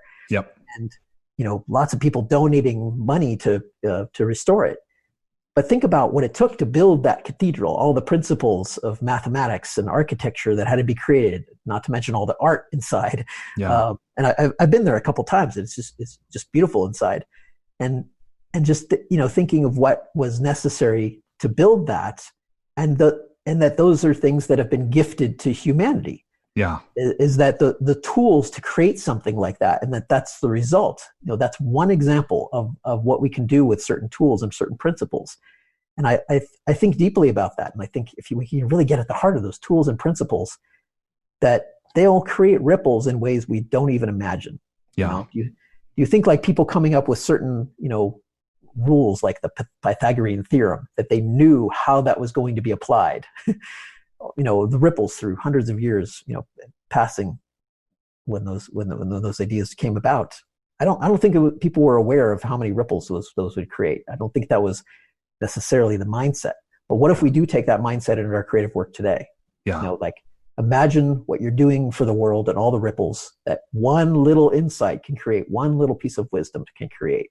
Yeah. And that's what provides the real motivational fuel to put in hours and hours and hours of effort just to come up with one good, interesting idea. Yeah. I love that, because I think that reframe really can be the difference between experiencing our work as toil, struggle, stress, versus freedom, contribution, meaningful, this kind of thing. So that's wonderful. One thing that I want to share before we wrap up here is a way of saying thank you to you for being so generous with your time and sharing of your experience and your knowledge. I've gone on kiva.org and I've made a $100 microloan to a female entrepreneur in India named Miyu. She's a 24-year-old married woman who lives in Jaipur. She has a tailoring business of her own that she will use this loan to purchase more cloth, needles, and to expand her business, improve the quality of life for herself, for her family, and for people in her community. So just wanted to do that as some small way of expressing my gratitude to you. Beautiful. Thank you. Yeah. And then if people want to learn more from you or they want to connect with you, obviously they can Google, they can go on Amazon. But what would you have them do and I know we already talked about the Conscious Growth Club earlier, but how do you answer that question? If people want to learn more from you or they want to connect with you, what would you have them do? My website is the best place to start. So it's just stevepavlina.com. And there's, if you go to the archives page there, you'll see tons of articles. You can read the latest blog posts. There's podcasts, there's videos, there's tons and tons of free content. So if you're not familiar with my work, I would just start with the free content and, test it, try the ideas, experiment with it, explore it. There's a lot of ideas that are based in reality. They're not just like high level spiritual ideas. They're actual things that get results for people, for myself and for others. And so just, go through the archives, and whatever article title draws your attention, just trust your intuition and, spend some time just reading and just soaking up the ideas that are there. Awesome. And you've even recently started posting fairly regularly on Instagram. Yeah, I just have just over 2,000 followers there now. I think it's 2,200 something right now. So I just started a little while ago with that. It's not something I'm super into, but I had a lot of friends on the site who were encouraging me to give it a try. So I thought, okay, I'll post some photos here and there or some videos. Yeah, so people can check that out as well if they're interested. Awesome. Okay, might seem anticlimactic, but we are done. Great. Despite living in an age where we have more comforts and conveniences than ever before, life isn't working for many people. Whether it's in the developed world, where we're dealing with depression, anxiety, addiction, divorce, jobs we hate, relationships that don't work, or people in the developing world who don't have access to clean water or sanitation or healthcare or education, or who live in conflict zones, there's a lot of people on the planet that life isn't working very well for. If you're one of those people, I invite you to connect with me at goodliving.com. I've created Life's Best Practices Breakthrough Coaching to help you navigate the transitions that we all go through. Whether you've just graduated school, you're going through a divorce, you just got married, you're headed into retirement, you're starting a business, you just lost your job, whatever it is you're facing, I've developed a 36-week course that you go through with me and a community of achievers and seekers who are committed to improving their own lives and the lives of others. So through this online program, you will have the opportunity to go deep into every area of your life, explore life's big questions, create answers for yourself in community, get clarity and accountability. If that's something you're interested to learn about, I invite you to contact me directly at brian@brianmiller.com or by visiting goodliving.com.